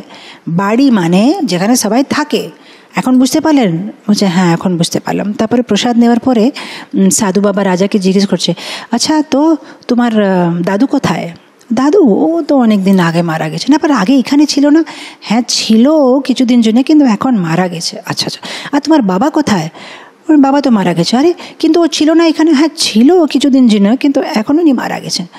তখন সাধু বাবা বলছে রাজাকে, তো এইমাত্র তুমি বললে না বাড়ি মানে যেখানে পার্মানেন্ট লোকেরা থাকে, কিন্তু তোমার এটা বাড়ি তো হোটেলের মতনই, তো কিছুদিন জন্য লোক আসছে তারপর চলে যাচ্ছে, তারপর আরেকটা আসছে চলে যাচ্ছে, তাহলে তোমার বাড়িটা হোটেলই তো হলো। তখন রাজা বুঝতে পারলো যে হ্যাঁ সাধু বাবা আমাকে কি বোঝাতে চেষ্টা করছে, এই জীবনে এখানে কিছু পার্মানেন্ট না, সবাই তো কিছুদিন জন্য আসে তারপরে চলে যায়। তো শুধু শুধু এখানে আসক্তি করে এটা আমার ওটা আমার এরকম ভাবনা রাখাটা ভালো না।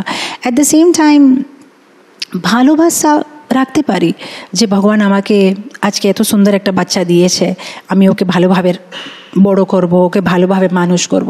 কিন্তু এই ভাবনার সাথে সাথে এই ভাবনাটাই রাখতে হবে যে ভগবানের ছেলে, আমাকে এখন কিছুদিনের জন্য ভগবানের সেবাটা দিয়েছে, আমি ভালোভাবে করব। তো এই ভাবনাতে আমাদেরকে থাকতে হবে। প্রতি জিনিস যে আমাদের প্রপার্টি থাকে, আমাদের কিছু কাপড় থাকে, কিছু গহনা থাকে, যেটাই থাকে কিছুদিনের জন্য ভগবান আমাকে দিয়েছে। যে দিনে ভগবান বলবে চলো ফেরত দো, সেদিনে ফেরত দিতে জন্য দেরি থাকতে হবে, তখন কানতে কানতে দিতে নেই।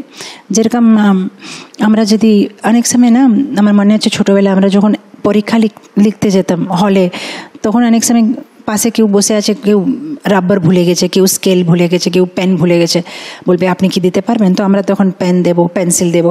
এক্সাম হওয়ার পরে ওরা পেন্সিলটা ফেরত দিয়ে চলে যাবে। ওরা এরকম করে কানবে না যে এটা আমার। ও জানে যে আমাকে দিয়েছে এক্সামের জন্য, এখন আমাকে ফেরত দিতে হবে। বাস এতটুকুই ভাবনা। ভগবান আমাকে কিছুদিন জন্য দিয়েছে, যে কোনো সময় ফেরত দিতে হবে। ভগবানের জিনিস কিছুদিন জন্য আমার কাছে আছে, তো সেই ভাবনা আমাদেরকে রাখতে হবে নির্মম। ভগবান অনেক কিছু দেবে আর নিতে পারবো, ভাবনাটা চেঞ্জ করতে হবে, ভাবটা বদলতে হবে। যেরকম সুদামা ছিলেন একটা খুব গরিব লোক, ভগবান ওকে অনেক কিছু দিয়েছে, কিন্তু সুদামার ভাব কি ছিল? এটা কৃষ্ণের, কিছুদিন জন্য আমি এখানে থাকতে পাবো, কৃষ্ণ আমাকে দিয়েছে, এটা আমার না। বাস এই একটাই ফর্মুলা যদি আমাদের জীবনে আমরা নিয়ে আসতে পারি, আমার না, কিছুদিন জন্য কৃষ্ণ আমাকে দিয়েছে, বাস। যে কোনো জিনিস, আমাদের পয়সা হো, লোকেরা হো, পজিশন হো, পাওয়ার হো, সব কিছুদিন জন্য কৃষ্ণ আমাকে দিয়েছে, সেটা আমি ভালোভাবে কৃষ্ণের সেবাতে তার উপয়োগ করব। আমার মনে আছে আমি অনেক বছর আগে এখানে আমরা যখন প্রথম 2005-এ এই জমিনটা পেয়েছি, তারপরে আমরা গেস্ট হাউস বানাচ্ছিলাম, তখন আমার মামা মানে এখন আমি জানি না বাংলাতে কী বলবো, মামা মানে আমার মায়ের ভাই। তো যেহেতু আমরা একটা ধনী পরিবার থেকে আসি, আর আমি যখন ইসকনে জয়েন হয় তখন আমাদের মামা কাকা আমাদের যে আত্মীয়গুলো ওরা মানে পছন্দ করে না যে এই তুমি ইসকনে কেন জয়েন হয়েছো, মানে ওদের মনটা খারাপ হয়েছিল। তো অনেক বছর পরে আমাকে দেখতে এসেছে, বিশাখাপট্টনামে ওনার কোনো বিজনেসের মিটিং ছিল, তো উনি আমাকে দেখতে আসলেন। তো যখন আমাদের দেখতে আসতো তখন আমার প্রভু, আমার স্বামী ওনাকে দেখাচ্ছিল না, আমার মামাকে দেখেন আমরা এখানে খুব সুন্দর মন্দির বানাচ্ছি, আমাদের এটা গেস্ট হাউস, এটা সমুদ্রের কাছে জমিনটা, এই জমিনের রেটটা খুব, মানে এরকম করে দেখাচ্ছে সব কিছু। তখন আমার মামা জানে করে, মানে নিজের খুব অহংকার, মানে পয়সার খুব অহংকার, যে আমরা খুব বড় লোক, আমরা খুব ধনী লোক, তো জানে করে আমার প্রভুকে বলছে, হ্যাঁ ঠিক আছে আছে সব কিছু, কিন্তু এটা আপনার তো না, এটা তো ইসকনের। মানে ওনাকে বলতে চাচ্ছেন যে হ্যাঁ সব কিছু হলে কি আপনার তো না, না এটা তো ইসকনের, এটা তো সব। তখন আমার প্রভু বলছে হ্যাঁ হ্যাঁ প্রভুজি সব কিছু কৃষ্ণের। হ্যাঁ ওটাই আমি বলছি, এটা তো আপনার না, সমুদ্রের কাছে হলে কি হচ্ছে, 30 রুমটা গেস্ট হাউস হলে কি হচ্ছে, আপনার তো না, এটা কৃষ্ণের। 2 মিনিট প্রভু কিছু বলে নেই, তারপরে প্রভু ওনাকে সামনে জবাব দিয়েছে। তখন বলেছে দেখেন মামা, যেটা আপনার কাছে আছে, আপনার পকেটে পয়সা, সেটাই আপনার না, সেটা কৃষ্ণেরই আছে। তখন মানে আমার মামাটা চুপ হয়ে গেছে। তারপর প্রভু বলেছে যে দেখো, কিন্তু আমরা এখন থেকে ওটা মানতে দেরি আছি যে এটা কৃষ্ণের, আপনি মানে হচ্ছেন শেষে মানবেন, যখন শরীরটা ত্যাগ করতে হয় তখন হতে পারে আপনি বুঝবেন যে হ্যাঁ আমার কাছে যে টাকা পয়সা আছে সেটা সব কৃষ্ণের, কিন্তু আমরা এখনই বুঝে গেছি যে এটা কৃষ্ণের। সো আমরা কোনো মায়া না রেখে এটা সব কিছু প্রভুপাদের, সব কিছু কৃষ্ণের, সেই ভাবনাতে আমরা এখানে সেবা করছি। তো তখন আমার মামা আর কিছু বলতে পারে না, হ্যাঁ ঠিক আছে আমার মিটিংয়ের টাইম হয়ে গেছে, আমি যাই, হরে কৃষ্ণ এরকম করে মানে তাড়াতাড়ি উনি চলে গেছেন। মানে উনি ভাবছিলেন যে উনি একটু অপমান করবেন, যে হ্যাঁ যেটাই হোক এটা তো সব কিছু ইসকনের, আপনার কি আছে, মানে এরকম অপমান করতে চেষ্টা করছে। কিন্তু প্রভু এত সুন্দরভাবে ওনাকে বলেছেন যে আপনার কাছে যেটা আছে সেটাই কৃষ্ণের, কিন্তু আমরা ভক্ত হয়ে এখন থেকে আমরা জানি যে সব কিছু কৃষ্ণের। আপনাদের দেরি লাগবে, আপনার যখন শরীরটা ত্যাগ করবেন তখন বলবেন যে হ্যাঁ এটা তো সব কৃষ্ণের, আমি এত পুরো জীবন কষ্ট করলাম, পয়সা পয়সা পয়সা, কিন্তু শেষে তো সব কিছু ভগবানে দিয়ে চলে যেতে হবে, কিছু তো সাথে নিয়ে যাওয়া যাবে না। তো যখন আমরা জ্ঞান নেব তখন সবসময় আমরা সে কনসিয়াসনেসে থাকতে পারবো যে এটা কৃষ্ণের, এটা কৃষ্ণের, এটা কৃষ্ণের। Say that is Krishna consciousness. International society for Krishna consciousness মানে কি? Everything is Krishna's. সে ভাবে সততম 24 আওয়ার্স আমাদেরকে থাকতে হবে। এই বডি হচ্ছে কৃষ্ণর, এই মন হচ্ছে কৃষ্ণ, বুদ্ধি হচ্ছে কৃষ্ণর, পয়সা হচ্ছে কৃষ্ণর, সব কিছু হচ্ছে কৃষ্ণর। আমরা শুধু কৃষ্ণার জিনিসটা কিছু দিনের জন্য উপয়োগ করছি কৃষ্ণ সেবার জন্য। তো এটা হচ্ছে নিরমম। ইনফ্যাক্ট আমার মনে আছে আমরা কিছু বছর আগে দুবাই গেছিলাম, আর আমাকে একটা জিনিস দুবাই ভক্তদের ভিতরে এত ভালো লাগলো। আমরা যখন দুবাইতে যাই তখন প্রায় মানে আমরা ছিলাম বলে প্রতিদিন প্রোগ্রাম হচ্ছিল, সকালে একটা প্রোগ্রাম, বিকেলে একটা হাউস প্রোগ্রাম। তো যে প্রোগ্রামটা শেষ হলে ওরা অ্যানাউন্সমেন্ট করবে যে কালকে মাতাজি প্রভুজির ক্লাস হবে। তো উনি মানে এরকম বলবেন না যে কালকে মাতাজি প্রভুজির ক্লাস হবে ইনার বাড়িতে, এরকম না। উনি বলবেন কালকে মাতাজির ক্লাস হবে কাম্যবনে, পরশুদিন মাতাজির ক্লাস হবে বৃন্দাবনে। কিন্তু এরকম ওদের বাড়িগুলো, সবার বাড়ির একটা নাম আছে। একটা হাজব্যান্ড ওয়াইফ আছে, ওনার বাড়ির নাম হচ্ছে কাম্যবান, ইনার বাড়ির নাম হচ্ছে বরসানা, ইনার বাড়ির নাম হচ্ছে দ্বারকা ধাম। আর ওরা কোনো দিন ভুল করেও বলবে না যে কালকে আমাদের বাড়িতে প্রোগ্রাম আছে সবাই আসবেন, কোনো দিন বলবে না। ওরা মাইকে বলবে কালকে দ্বারকা ধামে প্রোগ্রাম আছে, আপনারা দ্বারকা ধামে চলে আসবেন। আর আমার এত ভালো লেগেছে যে ওখানে মানে ভক্তরা চেষ্টা করছে যেন আমরা এটা মম ভাবটা রাখি না, এটা আমার বাড়ি, আমার বাড়িতে আসবেন, হ্যাঁ সবাই আসবেন কালকে, না আমার বাড়ি না, দ্বারকা ধামে কালকে আসবেন সবাই প্রসাদ নিতে জন্য। তো এটা আমার এত সুন্দর লাগলো। তারপর আসার পরে আমি বিশাখাপট্টনমে সব কংগ্রিগেশন ভক্তদেরকে বললাম দেখেন আপনাদের সবার বাড়িতে একটা মানে নাম দিয়ে দেন, আর কোনোদিন যেন নেক্সট টাইম কেউ বলবেন না এটা গুপ্তা প্রভুর বাড়ি, এটা বর্মা প্রভুর বাড়ি, না, সবাইকে এটাই বলতে হবে, এটা বরসানা ধাম, এটা বৃন্দাবন ধাম, এটা মধুবন ধাম। আর সেটাই মানে সবাইকে কণ্ঠস্থ করে নিতে হবে। তো এরকম ছোট ছোট জিনিস এক্সারসাইজ করলে আমাদের জীবনের ভিতরে আমরা সেই মম ভাব থেকে বার হতে পারবো। তখন আমরা হয়ে যাব নির্মম। সব কিছু ভগবানের, সব কিছু ভগবানের, এভরিথিং বিলংস টু কৃষ্ণা। আমরাই ভগবানের, আর আমাদের যে জিনিস আছে সে সব কিছু ভগবানের। সো এই পয়সা বৈভব রাখতে পারবো। জাস্ট অ্যাটিটিউডটা আমাদেরকে একটু চেঞ্জ করতে হবে। সি অ্যাকচুয়ালি আমাকে আজকে অনেকগুলো গুণ কমপ্লিট করা উচিত ছিল, কিন্তু এক একটা গুণ অনেক ইম্পর্ট্যান্ট আছে, এটাকে মানে তাড়াহুড়ি করে বলা যাচ্ছে না, খুব সুন্দর আর খুব ইম্পর্ট্যান্ট আছে। এটার ভিতর থেকে যদি একটাও গুণ আমরা নিজের জীবনে নিয়ে আসতে পারলে বাকি সব গুণগুলো অটোমেটিকলি চলে আসবে। সেই জন্যে যে কোনো একটা গুণ আমাদেরকে চেষ্টা করতে হবে, তার উপরে জোর করে বিচার করতে হবে যে কীভাবে সেই গুণটা আমার ভিতরে নিয়ে আসবো। তো এখানে আমরা চর্চা করলাম নির্মম। ইনফ্যাক্ট যখন প্রথমবার আমি কিছু বছর আগে ভক্তাষ্টকমের উপরে রিসার্চ করছিলাম, তখন আমি মনের মধ্যে এটাই ভাবছিলাম যে আমাদের আজকাল তো কলিযুগের কেউ 100 ইয়ার্স বেঁচে থাকে না, ম্যাক্সিমাম 60-70, 70 মানে 70-র হাফ হবে 35। তো প্রায় মানে আমাদের আধা জীবনটা শেষ হয়ে গেছে, কিন্তু এই 36 থেকে আধা গুণে আমাদের ভিতরে আসেনি এখনও। তার মানে আমাদেরকে কত গভীরভাবে চিন্তা করতে হবে যে কখন হবে এগুলো। মানে 36-এর হাফ কোয়ালিটিসে আমাদের একটা কোয়ালিটি এসেছে কিনা এখন ডাউট আছে। আর আমাদের জীবনটা এমনি শনের পরে শন চলে যাচ্ছে, সূর্য উদয় হচ্ছে আর সূর্য অস্ত হচ্ছে, আর আমাদের জীবন থেকে একদিন কমে যাচ্ছে আর কমে যাচ্ছে। আর এই গুণগুলো যে কখন আমরা নিজের ভিতরে নিয়ে আসবো, সো সেই জন্যে খুব সিরিয়াসভাবে এই গুণগুলো আমাদের কিচেনে, হলে, দরওয়াজার উপরে সব দিকে লিখে সেলোটেপ দিয়ে লাগিয়ে নিতে হবে যে এরা হচ্ছে জীবনের লক্ষ্য। একদিন এরকম হতে হবে, অদ্বেষ্ট সর্বভূতানাম মৈত্র করুণ এবচ নির্মম নিরহংকার। আমাকে এটা হতে হবে, এটা হচ্ছে জীবনের লক্ষ্য। যদি বারবার পড়তে থাকবো, তাহলেও কোনো না কোনো দিন কিছু না কিছু গুণ আমাদের ভিতরে আসবে যে হ্যাঁ এটা হচ্ছে। মেন প্রবলেম হচ্ছে যে আমাদের ইস্কনে অনেক সময় প্রচারের উপরে খুব বেশি জোর দেওয়া হয়। সেটা ভালো, যেহেতু যখন আমরা প্রচার করছি মানে করুণা অন্য লোকের উপরে, কিন্তু এটাও ইম্পর্ট্যান্ট আছে যে প্রচারের সাথে সাথে আমাদের নিজের যে গুণ আছে সেটাই আমাদেরকে কি বলে জল দিতে হবে, আর এই গুণের গাছটাকে বড় করতে হবে। শুধু কোথায় বলতে থাকলে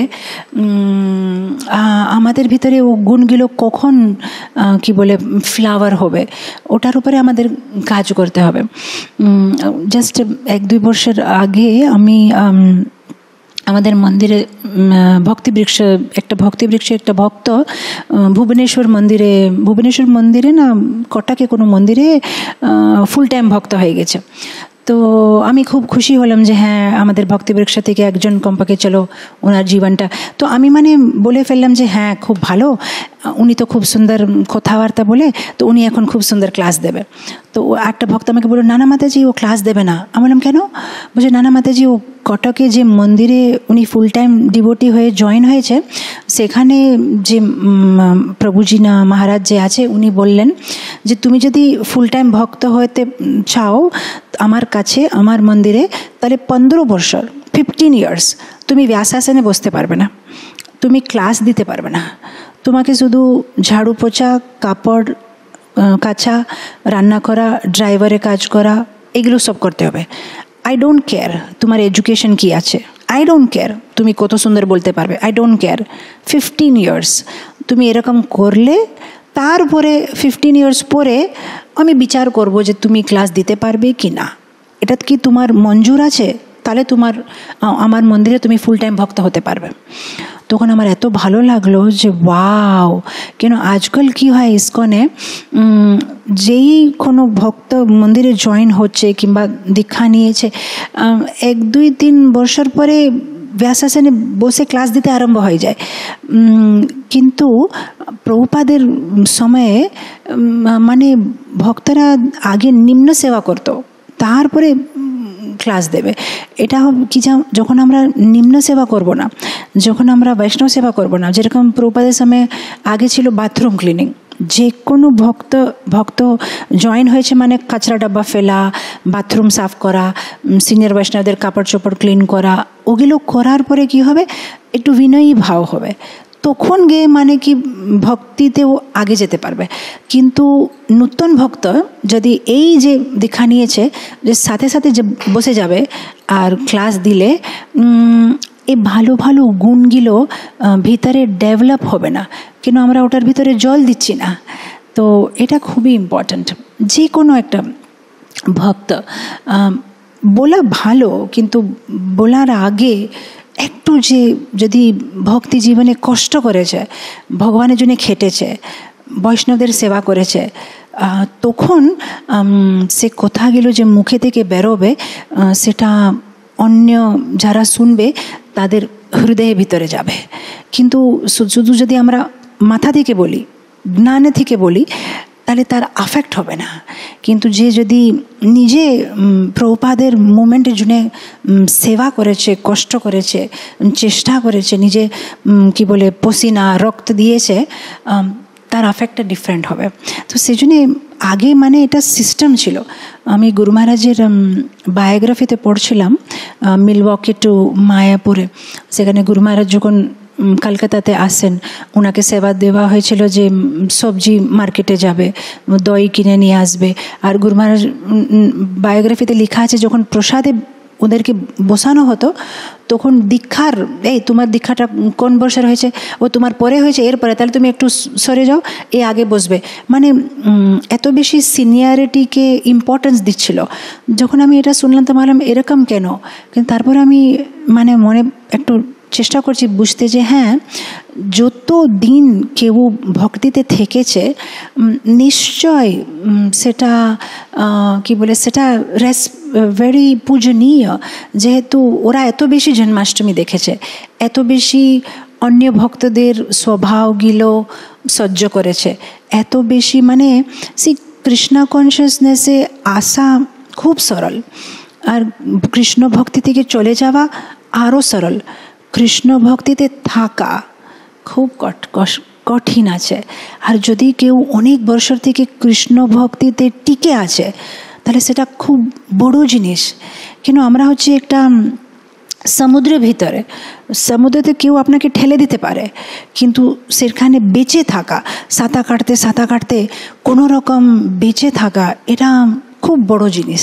তো যারা মানে আমাদের থেকে আরও বেশি বছর ভক্তিতে বেঁচে আছে, ভক্তিটা মরে যায় না, এখনও নিয়মের পালন করছে, এখনও জপ করছে, এখনও সাধনা করছে, এখনও ভাগবত পড়ছে, তার মানে ওরা হচ্ছে পূজনীয়।